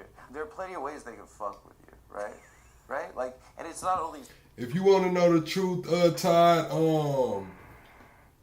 when it comes to conservatives and liberals, I feel like shit, fuck them both. You know what I'm saying? Just being honest, not the individuals, but when it comes to party, like party, if we're gonna line that with party, it's like shit, either way it go. Like dude said on the video, we gotta watch what they do, not what they say, and they not doing shit. They're not doing shit. Neither side's doing shit. Right now it's all bad. You know what I'm saying? We got the border closed. We do have the border closed, but other than that, it's damn near all bad. You know what I'm saying? Straight up, it's damn near all bad. It's like, but it's Albany, it's DC, and it's like it's you going out to see the president, like showing face and showing abs. Maybe I don't know what you did. I don't know what you did in that room. Oh yeah. I wonder, are there contingencies in place? Are you prepared for the fight? Because they're gonna try to fuck with you. Yeah, I mean you have to be ready for that. I'm gonna keep it real. If y'all want to know the truth, I'm ready for the new GOP. I'm ready for the new Democratic Party. I'm ready to see some new shit. I'm tired of seeing all these old motherfuckers running around. I'm sorry, I'm cussing. It's the nighttime. Dorsey. What's up, Dorsey? Hold on, man. I'm on one right now. Hey, Hold on, Dorsey. I'm on one right now. I'm tired of. What's up, K-Dub? I'm tired of seeing these old motherfuckers running around. You echoing, Dorsey. You got to cut it down in the back. I just put it on pause. All right. Well, yeah, I'm tired of seeing these old motherfuckers running around, not keeping up with the times. Why is taking so long to catch on the trends? Then they want to be old as hell and still run shit, but then try to get younger people around them to like vice versa. That shit, man. It needs to be not just young people, but these people that's 80, 90 years old. We had a woman that was in a Texas representative. She was in the nursing home for months. They didn't even know where the hell she was. She wasn't showing up. I mean, of course, that's not her fault. It comes with age. But that's why we need to have something going on. I'm ready to see some new shit, man. That's why I'm excited to see what Mom Donnie does. Whether he succeeds, whether he fails, I just want to see some new shit, man. I'm tired of seeing these old people. I'm tired of hearing the same shit. I'm tired of it. It's like the same shit. Problem after problem, but it's no new solutions. It's like we still sitting here talking about the damn Obamacare and the Affordable Care Act and these damn credits and shit. And it's like all we hear about is how bad it is and shit like that. But we haven't heard another solution. What's the solution? Talking about we don't have any solution. We got over 100 ideas. 100? 100? You know what I'm saying? Like what? Picture 100 of anything. If I told you to guess a number between 1 and 100 right now, how many guesses do you think it would take for you to get this shit right? I'm not trying to hear that from the Speaker of the House, the third man in charge. I'm not trying to hear that. I'm just going to keep it all the way real. And I can go on and on about the Democrats and the Republicans, bro. What's up, Doris? Hey, what's going on, Club? I was going to talk about the subject earlier, but since you brought that up about healthcare, you know what? You can say whatever you want to say about them communists, but them motherfuckers in Cuba are motherfucking healthy, niggas. And the reason why is because they got free clinics. They do preventable medicine, meaning that they're going to check your blood pressure and so forth. They're going to make sure you do that on a monthly basis so they can monitor your health. Most people who have chronic ailments and shit have had those ailments for years before the symptoms start to show up. Man, hold on, Dorsey. Hold on, Dorsey. Irving, Texas, not like that, Jan. I'm gonna keep it real with you. When I say not like that, it's not like Dearborn. Now, what I've been seeing in Dearborn look a little crazy, but I go to Irving, and I'm gonna keep it real. Like when you say go to Irving and see how long, I mean, Irving is North Dallas, and if you in Dallas, you know all of that shit. If you're not from there, all of that shit is basically the same. Irving, North Dallas, then you got McKinney, Garland, you got all you gonna go through all of that shit trying to figure out where you gonna eat or whatever spot you going to, or you got your room and shit, man. Irving is not, it's not like that. It's not, no, hell no. Go ahead, Dorsey.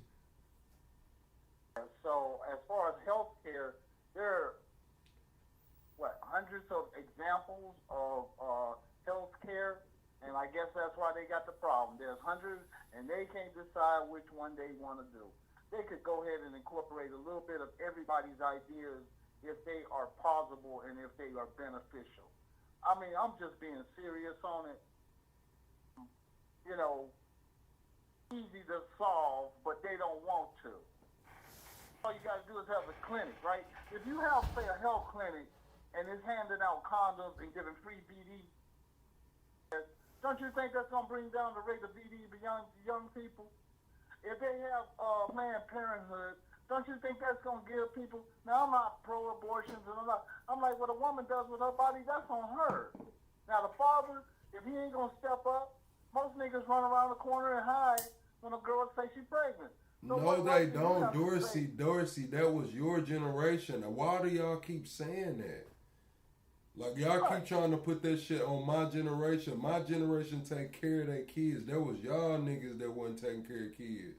But nigga, check this out. Don't put that shit on my generation. It was. Shit, it was. No, hell. Hold up now. Hold up. We told you motherfuckers don't trust nobody at 50. We kept telling you motherfuckers, anybody over 50 can't be fucking trusted. And they become selfish because they're cocooning themselves into their homes and they don't go out there in the streets because the news tell them that, oh, the crime, the niggas is gonna rob you, yada yada, carjackings, and y'all believe that dumb shit. Don't come to us. Don't come to Dorsey because Dorsey ain't never been part of the establishment. Now, I've been motherfucking free ever since the day I was born. I was born a grown-ass man. Can't nobody tell me what the fuck to do. I don't pay taxes. I smoke weed. I do what the fuck I want to do. God bless America. I'm pursuing happiness, and I'm catching that bitch. I got a chokehold on that bitch. I'm happy as a motherfucker. Because I'm not studying that shit they talking. All right, man, listen. That ain't Allen... nobody tell you to obey. Then y'all have them big ass signs saying obey. Huh? Y'all had that shit on y'all back. Don't come to us with that bullshit. Nigga, we was out there in the streets protesting, getting shot at, getting dogged, water pipe, bomb threats, all kind of shit. You motherfuckers think that because you say some little wickety-whack shit on the computer, that's going to change motherfucking things? Man, let me answer this, Dorsey. Hold on, Dorsey. Hold on, I gotta answer Allen. Allen says the government plays daddy more than the daddy does, and it's because of the mom. Again, Allen, that's the older generation. Nowadays, more than ever, they say black women are buying more homes than any group. Women in general are making more. A lot of these women don't qualify for government assistance, whether the man in the house or not. So, by far and large, my generation, no matter what race you are, black, white, dark, or bright, they are taking care of their kids more than the generation directly prior to us. I don't know if Dorsey's saying he's not in that generation or not, but it is what it is. If they understand credit better. Word credit comes from the Greek word credo. Niggas can't keep their promise. They can't even promise to be faithful. So how the fuck you think a woman's got to depend on a nigga to motherfucking keep his credit score so they can get a house? I'm trying to be real with you. Nigga, my credit's so bad even a dope man don't give me credit. Shit. I'm real. You know what I'm saying? Nigga, I ain't kept a word in my motherfucking life if it didn't benefit me. Twist my arm and you can ask, do all kind of shit, but I'm going to say, yeah, I'm going to lie dead in your goddamn face. And as soon as you let go, I done changed my mind, because guess what? You have a right to change your mind. You don't have to stick with shit. Right, but you got to go back to the... Right, now there are single moms. I'm not saying there aren't any single moms. I'm saying we're comparing it to the generation that raised us. If y'all want to know the truth, I was one of my friends, like my friend group, that had a dad in the house. You know what I'm saying? I was one of the... Hold on, Dorsey. Quit cutting me off, Dorsey. Quit cutting me off. I was one of the only friends that had my father in the house. Now, out of all of my friends, a couple of my friends did have their dads in their life, but most of them didn't. You know what I'm saying? Just most of them didn't. Now compare that to today. Yes, not every father is in the house, but by far and large, more fathers are showing up for their kids. More fathers are getting their kids. More fathers are, stepping up and taking care of their kids than the generation that raised us. I'm not saying all previous generations. I'm saying the generation that raised us, where we get that ain't no black dads in the house and shit. Yes, my generation, the 30-year-olds and below is changing. That 35 and below is changing that shit. Okay, so you're talking from your experiences in Arkansas, right? No, I'm saying no. This is not. No, what I'm saying is this. You can go like this was a damn viral headline like 2 months ago. We talked about it. This generation just takes care of. I'm just saying this generation's father. This generation's fathers are more active than the generation that raised us. It's been a topic. It was just a couple months ago we talked about it. Niggas was crackhead. Niggas and mamas was crackhead. Tupac mama was a damn crackhead. Dorsey, what do you think? What do you think niggas are in this generation? Everybody's on a drug in this generation.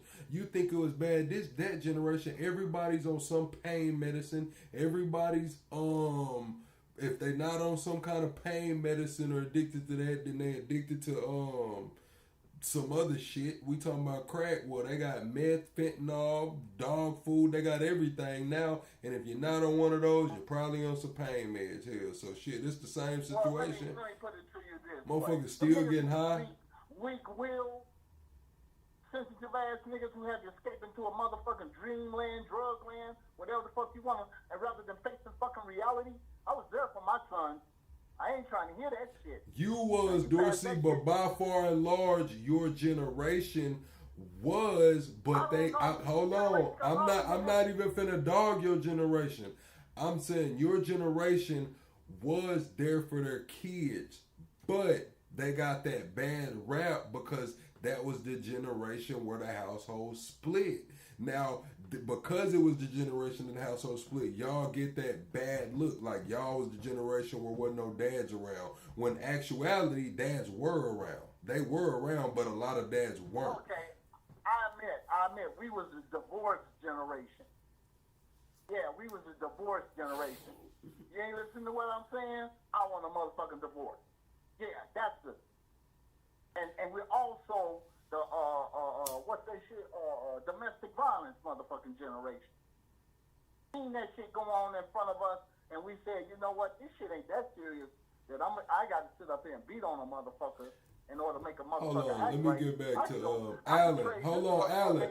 Alan, with all of those numbers, you got to account for how many people came into the country with all of those numbers. When we talk about SNAP, Medicaid, and shit like that, you got to think about that as well. And when we talking about that, I know this is not we ain't even going to get onto the race topic because I got Dorsey on the phone, so we just going to keep it there. We got to think about how many more people came into the country. Since SNAP is up 141%, Medicaid is up 77%, we got to think about how many more people came into the country. And we got to think about what happened 20 years ago. Take us back to 20 years ago. It's 2005. The housing crisis hadn't hit yet. 08 wasn't here yet. You know what I'm saying? Go ahead. You're right about that, but understand that. Did you just hear about that scandal up in Minnesota? With all the Somalis and shit? Yeah, we was finna get ready to talk about it. I ain't played the clip yet. I got a viewer clip too. Longbone sent me a clip in Discord. So I tell y'all give me with them clips in Discord. Y'all got a request for me to play them though. I'm finna pull it up. So what's happening? What's happening is them Somali lawyers, the motherfuckers who come to come to the U.S. and get a law degree here in the United States. Them lawyers tell their leaders, hey, y'all can apply for this mentally challenged program for autism. Just have a Somali doctor says that your child has autism. You will get a check every month from the government from this program. Hey, man, when y'all sit up here and set out a plate of grit, Do you expect motherfuckers not to eat from it? Y'all the ones who established these damn hand liberals started that shit with the autism because old ass white man was having motherfucking mentally challenged kids. Okay, they was slower, and some was damn near the stop. Now I done dealt with them. I even had a little brother-in-law who was mentally. His name was Chad. He was Chad, badass. You couldn't even tell he was. You know, he could have been a model, man. Yeah. So but what when about you talk to him, he could not handle reality. I had to take that nigga down the street one time because the motherfucker was playing gangster rap. All right, so how you feel about the farmers, Dorsey, the farmers in Arkansas? We watched that clip. If them farmers don't get their goddamn shotguns and get them tractors and run through motherfucking state capitol and say, niggas, y'all better feed us. Y'all better feed us. And if they don't go to, remember when the truckers went to Washington, D.C. to complain about the cost of gas fuel for rigs? Remember that? Okay. Same thing with the dumb plowboys. Get off your ass, get in that combine, ride your ass 2,000 miles. I know it's going to take 5 days for you to get there because combine only goes 30 miles an hour. But all y'all go down there and block traffic in Washington, D.C., and them niggas will get the message. Senator will be late for 3 hours for his luncheon. He's supposed to meet with his donors, and y'all done blocked up all of the lanes, and he can't get his car down the street because that fat bastard ain't going to walk. So he gonna have his limo or his car, and it's going to be blocked by goddamn cotton pickers and a tractor. Whatever else y'all can haul down there. This is the only way. Shut up. This is the only way that the farmers are going to get some relief. Because talk is cheap, nigga. And if you ain't got no money, you can't say shit. So if you ain't going to go out there and fight for your bread, you ain't American. I'm a Dawson Tea Party. Motherfuckers like, we ain't putting up with this shit. And we gonna somebody gonna pay for this shit. You can run your ass up there into a pizza parlor talking about pedophile kids and shit with a shotgun, but you can't get off your ass and go up there to Washington, D.C. and do the livelihood of your community of farmers. So for 150 motherfuckers to be sitting up there complaining like a bitch, get off your motherfucking lazy ass and take your ass to Washington. And carry some signs. We stopped the Vietnam War with just motherfucking signs, nigga. They got tired of seeing motherfuckers in Washington. Well, all right, Dorsey, we finna get back to the clips, man. We coming up on 20 minutes. I'm talking evolution, not revolution. Y'all gotta evolve, man. Shit ain't handed onto the plate. You trying to blame a generation that fought to get y'all shit, and then you motherfuckers, your lazy asses don't get off your ass to go get your shit back. Yeah. That's the part I don't understand. Y'all the most rowdiest motherfuckers we've ever met. But y'all won't go out there and fuck with that white man. All right, Dorsey. Dorsey. You punk ass niggas. I'm talking about all you colors. All you punk ass niggas. You niggas in the colleges and shit. Y'all niggas is a bunch of punks because you won't take your ass to Washington, D.C. and talk that shit. You'll talk that shit on that keyboard, but you won't take your motherfucking ass out there and talk that shit to the National Guard. Yeah, I said it, nigga. I said it. Good day, though. Greatest show on YouTube. Bye. All right, Dorsey. All right, chat. We finna get into the rest of this Mom Donnie. Then we gonna get to that clip, something about the hoods in Buffalo that Bong sent I in. don't think it's the worst job. Why are you doing this? Because you get to represent New York City. No, it's the worst job. You get booed everywhere you go. I mean, I saw I used to get booed anyway. I saw De Blasio get booed at a Paul Simon concert. No. And it was like Did an you really? NPR parent family, and they're like, go fuck yourself. I was like, what? It's the mayor. He has to get booed. I mean, no, really, what it is. No, I mean, but like that's also what I love about, like, to be a New Yorker. You're gonna hear a lot of people's opinions. Like I went to a Wu-Tang concert a few months ago. You got booed? Well, most of the reception is like great. People are like cheering, waving. They want photos. And this one guy's like, "Yo, come take a photo of me." I'm like, "Yeah, what's up, dog?" And as soon as we take the photo, he pulls out the selfie, and then he just flips me off in the selfie. That's funny. And I'm like, pretty respect. funny. Like, he's doing a bit though. Yeah, he likes you. I do that to my friends all the time. Yeah. No, it's, So you it's show not love? that. It's what it is that it's a slog. I mean, it is definitely a slog. You have to do it your way, I assume. I think a big part of it is you have to keep yourself through it all, and you have to balance between the demands of what the city will require from you and how you don't lose yourself in the process of it. When I started in local politics, the first organization that I joined was the Muslim Democratic Club of New York, and one of the founders, her name was Alia Latif. She gave me this advice of whatever you do, make sure you can recognize yourself in the mirror at the end of the day. Yeah. I think that's a big part of how I'm thinking about this. That work as hard as I can and do so to fulfill the vision we've had, not to comport yourself for a box that's being created. I met Lena Khan. She was on the show. She's great. Just 4 minute warning. 4 minute warning. And can we get a score up there? 4-1. It's domination. It's domination. Did you ever watch the Fox Soccer Channel commercials? No. They used to have the EPO. Yeah. Just be like, long commercials of Drogba. Yeah. Oh my! Don't talk. Descriptions. We have Planet of a Man. That's Didier Drogba. That's the nightmares we have. You know, nightmare I have is Didier Drogba bullying. He made Senderos cry. Michael Essien's goal. I guess When I met Lena Khan, she was on the show, and like she is perhaps one of the most impressive. All right, Chad.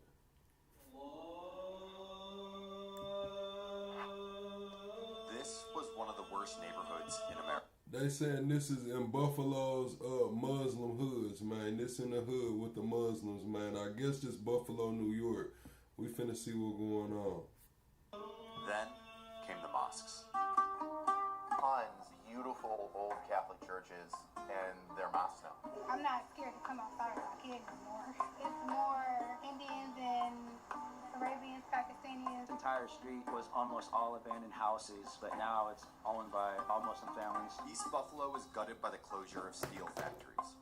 The local Polish population left, and the area became a violent, largely vacant wasteland. It was some good old Polish neighborhood. You ain't gonna see me going to Iraq and open up a store. Much as I hate them, so it was better. Today, money's coming in. Kids are playing outside, and churches are becoming mosques. We set out to understand how Islam is transforming Buffalo's hoods. I definitely got to show you something in the mosque. And it's the stained glass. To my mind, reveals homosexuality. Do you know what a fairy is when in homosexuality?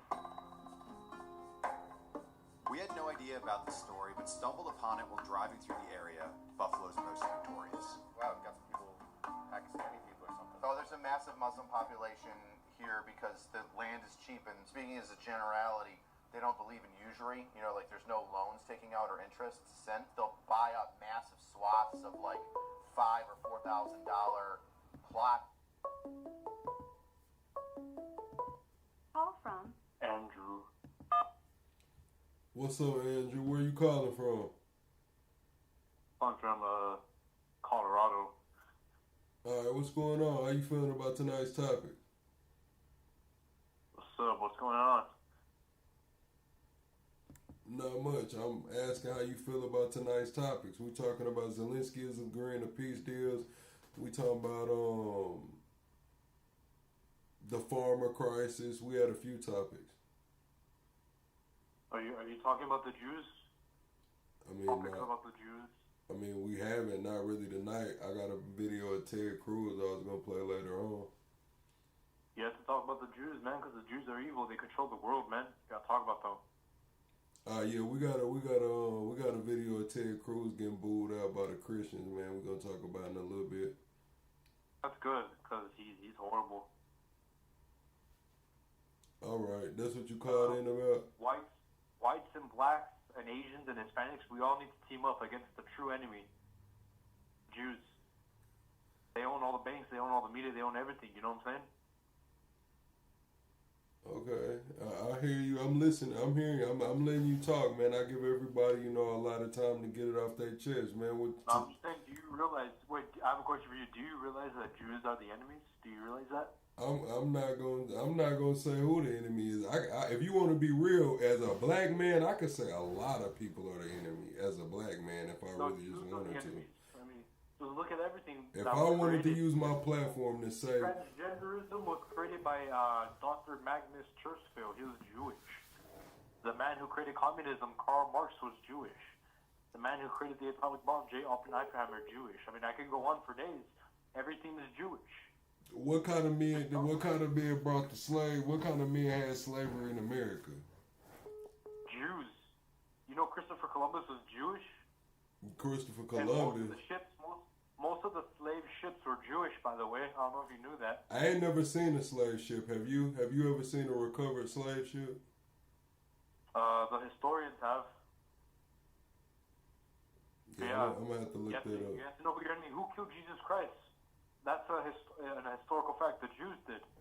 So it's a pattern, dude. It's all Jewish. Who's committing genocide in Palestine right now? Jewish. Ethnicity was Jeffrey Epstein, Jewish. I mean, if you fulfill the patterns, it's Jewish. You know that? I'm listening to you, man. I'm just letting you have it.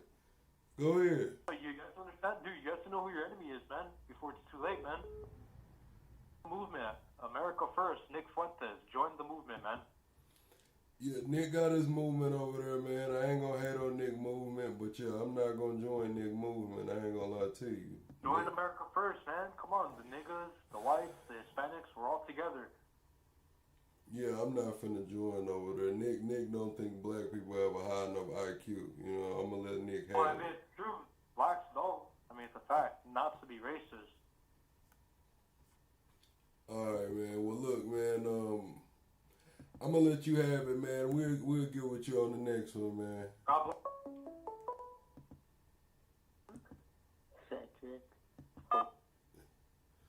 What's your name, Chad? What's your name? Where you calling from? My name is Frederick. I'm calling from Mississippi. I've always grown up in this kind of Mississippi area. I moved out to Michigan because I'm just sick of Mississippi. Got gators fucking bite my ass and shit. And I'm sick of it. So I come up to Michigan and I'm driving through Dearborn. They're praying fucking Islamic call to prayer.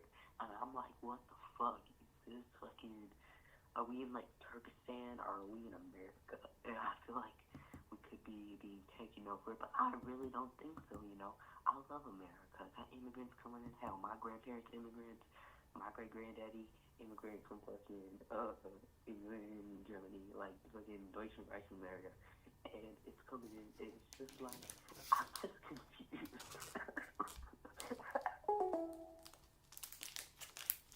Y'all cutting up tonight. I ain't gonna lie, y'all cutting up tonight. Motherfucker done called in and told me blacks ain't got high enough IQ, but I need to get in with him.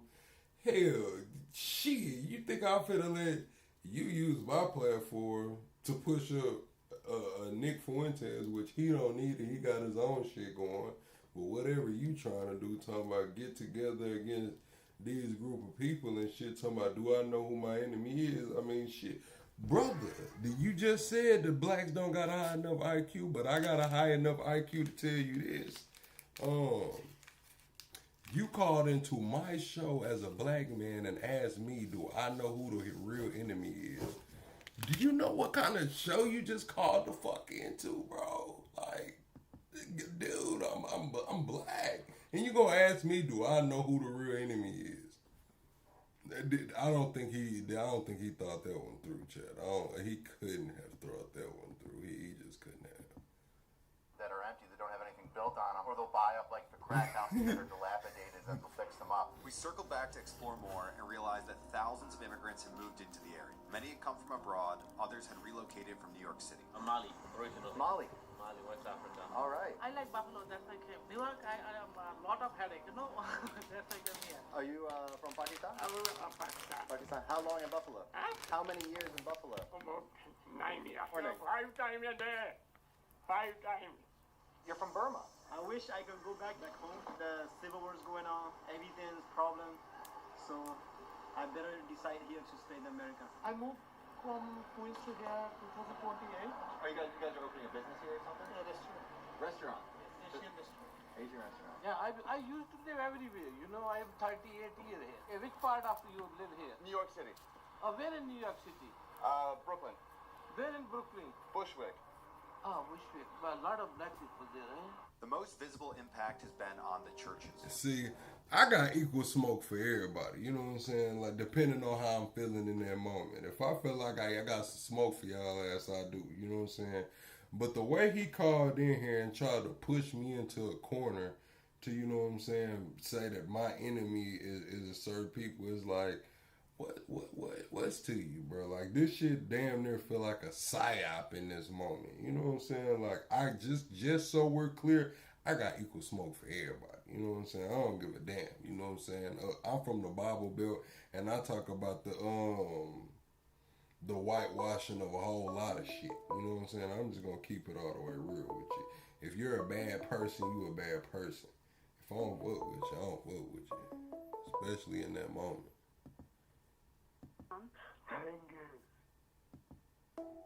Angus, if that was really you calling in, man, don't call in blowing your breath all in the damn phone and think I'm finna answer for you. You gotta call in respectable. We done had too many damn trolls in here tonight for you to call in talking about Angus Burger, whatever you said. They were bought and converted into mosques. Buffalo Bazaar. Buffalo Bazaar. Every corner store on the east side is Muslim owned. And like you'll see a lot of this. So there's a lot of, oh wow, it's a mosque. Yeah. So there's tons beautiful old Catholic churches and they're mosques now. Someone will buy it and turn it into a mosque, and then every beautiful piece of artwork in there is gone. So then it's like, listen. Call from. Yeah, don't worry about it. We just finna close the phone lines. Don't even trip. Phone lines closed. But it's like, I was playing all of that other shit, right? We done had a whole damn show damn near. You know what I'm saying? Just chilling and shit. Soon as I get to pulling up this video that Bong sent in, motherfuckers want to call in, playing on the phone, telling me blacks ain't got a high enough IQ and shit, but want me to join their damn movement. Like, where the fuck is your IQ, nigga? I just took an IQ test the other day. Like, maybe 3 weeks ago. When was that in the Discord chat? Like 3 weeks ago. And that dude was really crazy, bro. I'm not gonna lie, dude was really crazy, bro. is one of the mosques that used to be a beautiful Polish church on Sobieski. Sobieski Street now has the mosque. Now we got this is Medina Ave. They lay out the old name beneath Sweet Ave and then Medina Ave. Medina being, we call it Sweet. You call it Sweet? Yeah, we call it Sweet. And then Muslims probably call it Medina. I don't even know. Nobody calls it Medina. So do you know how long this? Yeah, I got like a 136, man. I ain't get genius level or nothing. I got a 136, bro. I posted it in the Discord or whatever it was. You got a mosque or 97? Oh wow, so quite a while. Quite a while, yeah. Inside is refurbished. We've actually had historical society clubs come here, and most of them weren't really excited because the inside has been completely refurbished. It's not really what it used to be.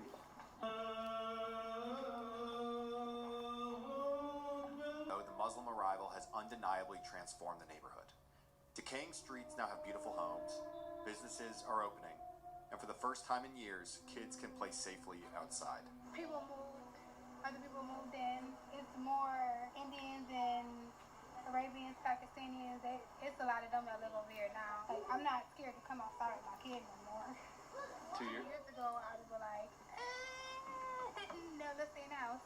We noticed some of these houses down here have are beautiful. A lot of the houses with the gardens and stuff are Arabians and Pakistanis and stuff like that, but they're nice. They're quiet. There's no police action anymore. Right, lady? She's one of my best friends now. There's a lot of people from Muslim people from Bangladesh or wherever. How are they? They get along well in the community? Yeah, they get along well. I mean, they the ones that's really helping us bring this community back because they got all the houses. You know what I'm saying? And then they give people jobs, stuff like that. But yeah, we get along with them. Do people get along with foreigners? I always know driving around this along with everybody, but there's pieces of shit in every culture that you can go to, you know? It's like you define people as simple. Two ways. Either you're an asshole or you're not. I try to look at the good. Now, if you're enjoying this video, please subscribe. And also, a quick note about Roca. We started this page to give people, although some complain that it had created an isolated enclave and priced out traditional residents. There's a lot of Muslim people moving in now from Middle East and Afghanistan. God damn it, that's another one. You're a pain in the ass. In one sense, they were. You ain't gonna see me fucking going to Iraq and open up a fucking store. I ain't gonna be opening up a mighty taco down there. That motherfuckers come from 3/4 of the way around the world to sell fucking candy bars and one diaper and one cigarette. I ain't gonna do it. And they're taking the churches and they're turning them into mosques and everything else. And it's like, as much as I hate the motherfuckers, I give them credit. Because it used to be a lot of that. It was a lot of criminals. And now after slow, they move and the people buy the properties and this and that. Now, not too many black in this area. They taking over and they buying all the houses down here on Bailey. We've been here all our life. You know what I'm saying? We done worked, we done slaved, we done did everything, but we do not get anything from the government or nothing. Or I wouldn't be out here like this now. Is that a good thing or not? I mean, did they put some money in the community? It's a bad thing because they putting everybody out of the houses. Once they buy the houses, they putting everybody out. If I had a bitch, it would be that the Muslim community, it has implanted itself in the African American community on the east side. It's taken over all the businesses. None of that money goes back to the community. It goes back to their Muslim community where they find more homes. 50,000 refugees from Burma and Bangladesh that arrived in the last 3 years. In Buffalo. In Buffalo, where they're going to sit, where they're going to do their Friday prayers. For decades, people had called on the government to fix this area, and nothing changed. Then the Muslim community filled the vacuum. That was especially clear at this mosque. You can see the kids playing around in the streets and like unsupervised. Their parents are probably at home. But it didn't used to be like that when we first moved into the neighborhood. As you can see, it's kind of like been revitalized the last 10 years or so. So it became too expensive for them and a lot of the families in New York City, and they started looking for alternatives. The entire street was almost all abandoned houses, but now it's owned by all Muslim families. How often do like the local African American community take advantage of your resources, or come in here and start and worship? A lot. We live in a community where there's a bunch of African American as well, and so we are not isolated from them, right? And they feel like this is a place that they are well connected to. The playground over here is open to everyone. It's not just the Muslims. In fact, I would say the African Americans in this community would probably use it almost the same amount as the Muslim, if not more. When we cook, we try and feed everyone constantly. We welcome the community, and for that reason, that's why so many people they come and embrace Islam because of that. We also try to give back to the community. All the works that you see over here is all done by the youth over here. I always say to people when they become Muslim, I always ask them why they became a Muslim, and I always know that it's usually a tipping point. So for me, it was I watched my grandparents get sick, and then both of them passed away. But in that process, I also watched them have fear of the reality that they were on the doorstep of death. There was no talking your way out of it. You can't buy your way out of it. I started questioning all kinds of stuff in life, and ultimately, I gave away everything I owned, and I went to go study Buddhism in a monastery. I was a monk for a couple of years. But I would have debates with the person there about death. Because in Buddhism, they teach you that you can be reincarnated. So my main topic of conversation for those that were more enlightened than me was, if you only had the chance to do something right once, why would you bet on coming back over and over again? Why wouldn't you just do it right the first time? He comes from one of the poorest countries in Africa. Like, how can we complain about anything? If you're eating and they don't have any food, it's incumbent upon us as believers to go next door and ask the people if they have food. Eventually, if they want to learn more about Islam or they want to become Muslim, this is a place where they're more than welcome. So, thank you, Lala.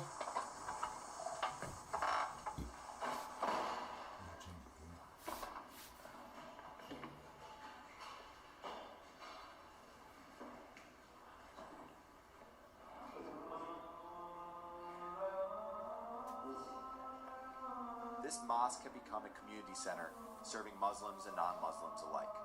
In the basement, neighborhood kids were practicing jiu-jitsu. I think this is where you wash your. I think you're supposed to wash up before you pray. I think he sent us down here to do that. Assalamu alaikum.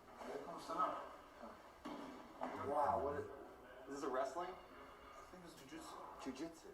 Yeah, it's a mosque exactly, but it's also like community center in a sense where like people come here to play. There's a full basketball court. Everybody in the entire community uses it. So, were you guys all mostly born in Buffalo, or? I don't know. I think most of us were. A lot of us lived here for most of our lives. Some of them came from like New York City and stuff. But yeah. And how about your parents? Are your parents? Were they born here, or are they born abroad? Our parents were. Okay. We're all cousins, so. How's it changed in your lifetimes? Oh, a lot since the mosque. It's gotten a lot better. Yeah. A lot better. This mosque did a lot for the community around. Like the change, like you could see the change. What do you think they should know about the faith, about what you guys believe? And they're welcome to. It's welcoming. Welcoming, peace. Yeah. Whoever wants to come and learn is open. It's a lot of times it's portrayed wrong online, how like Islam is, and it's like it's more than what it is online. It's just brotherhood. Everybody's welcome, you know. Show love and respect to each other. You see the basketball court filled. Yeah. American, white, whatever. Everybody's playing basketball together. So like they're even like big like that. You know what I'm saying? The Islamification of a formerly Catholic neighborhood undoubtedly angers a lot of people. Yet the churches in the neighborhood have been abandoned and left to rot. For years, people had called on someone to turn around these neglected swaths of East Buffalo. Today, that's exactly what Muslims and immigrants are doing. It's not really like what should I be doing while I'm here with my time that's going to benefit others. It's always like, I want to jump out of an airplane. I want to climb Mount Everest. It's like, I want this experience. But what about making an experience better for other people? Because maybe, just maybe, you do have it better than a lot of people. We just don't take the time to be grateful. Thank you for watching this video. If you enjoyed it, please subscribe. Our next video will be from Rochester. That's crazy, man. That's crazy, Chat. Y'all double tap the screen, share the live out, man. We 25 subscribers away from the next sub goal. Let me see. All right, man. We finna watch this one before we get up out of here. This Trump today. This would be one of the easier ones because of my relationship with President Putin, but this is probably one of the more difficult ones. There's a lot of hatred. I suppose you said there were a few points of disagreement that were still left to be. Yeah, a few. You welcome, Bon. Well, it's just standard things, but people are starting to realize it's a good deal for both parties. And they got to stop the war. They're losing a lot of people, a lot of soldiers, mostly soldiers. In that 28-point plan that was originally leaked, there were some portions of that that said that Ukraine. Well, that was an original proposal, and then from there we went back and forth. So when it comes to ceding land to Russia, is that still on the table or has that changed?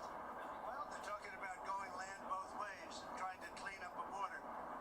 You know, you can't go through the middle of a house, you can't go through the middle of a highway. So they're trying to work it up. It's a complicated process. Doesn't go that quickly. Well, we're working that out with Europe. Europe will be largely involved in that. We're working that out with Europe. Europe really wants to see it end if possible. There were a lot of Republicans who felt that the first plan. What it do, Lamar? Well, that was just a map. All that was is a map. That was not a plan. It was a concept. And from there, they're taking each one of the 28 points, and then you get down to 22 points. A lot of them were solved, and actually very favorably solved. So we'll see what happens. Do you think that Russia, that Ukraine was being asked to give too much land back to Russia? I know at one point you said that we shouldn't have to give any back. It's really up. Look, the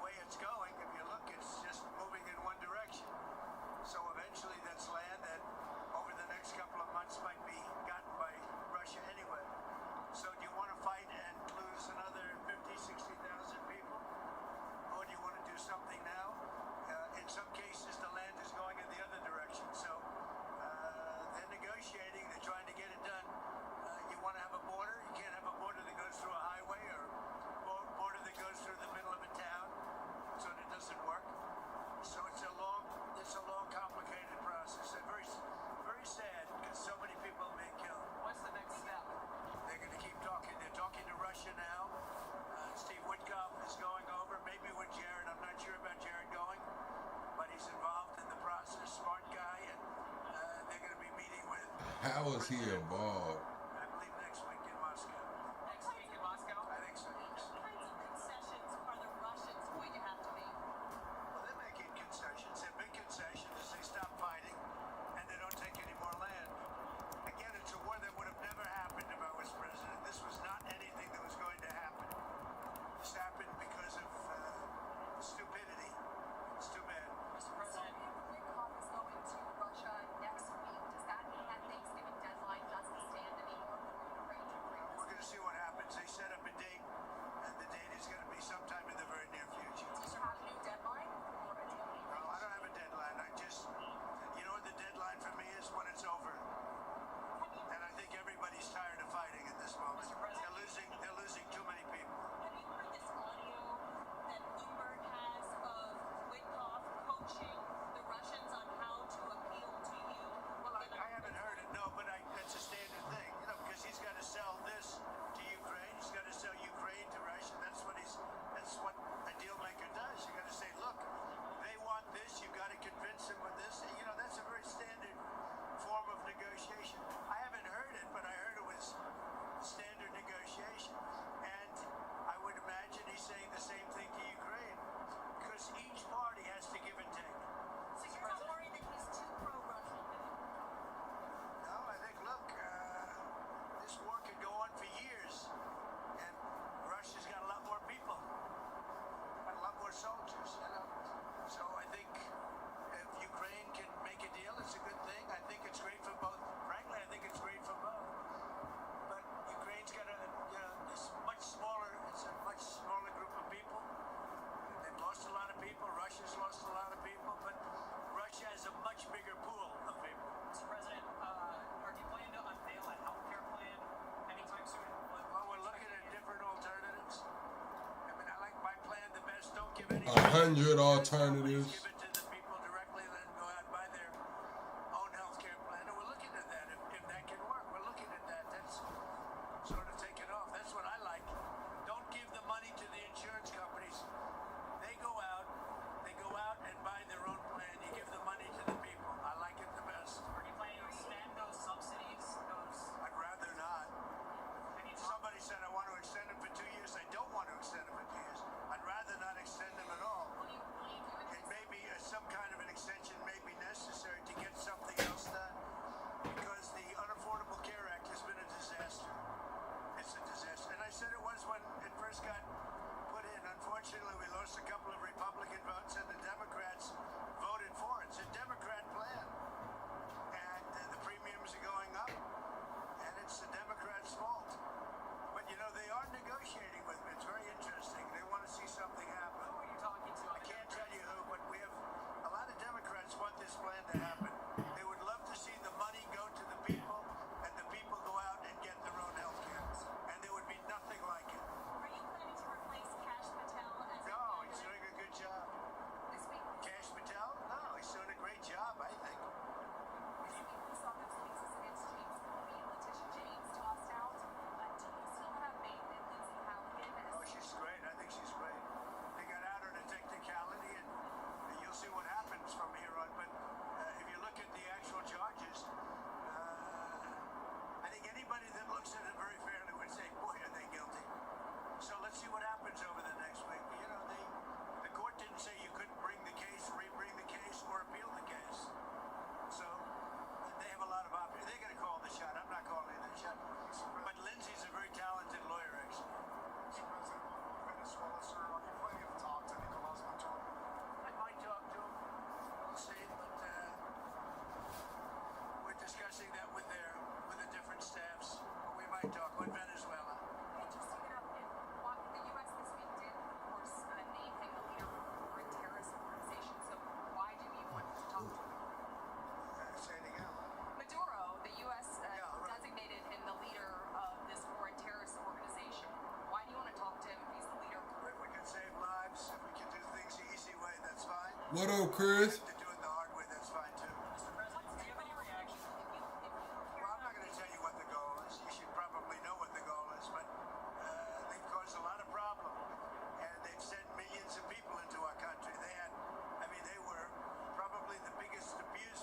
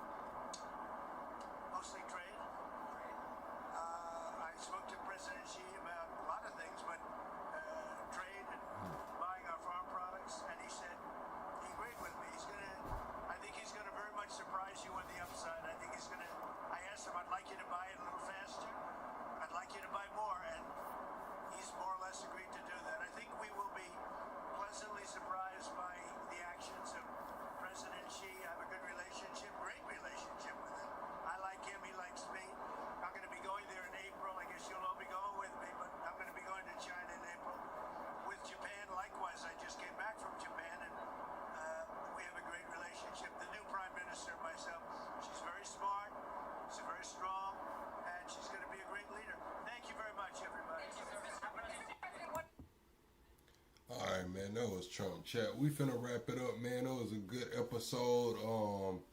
I'm gonna get started on the see what my damn cousin talking about. Then I'm gonna get started on tomorrow morning's episode. I know I didn't go live this morning. I had some little shit to take care of, but we'll be back live in the morning, chat.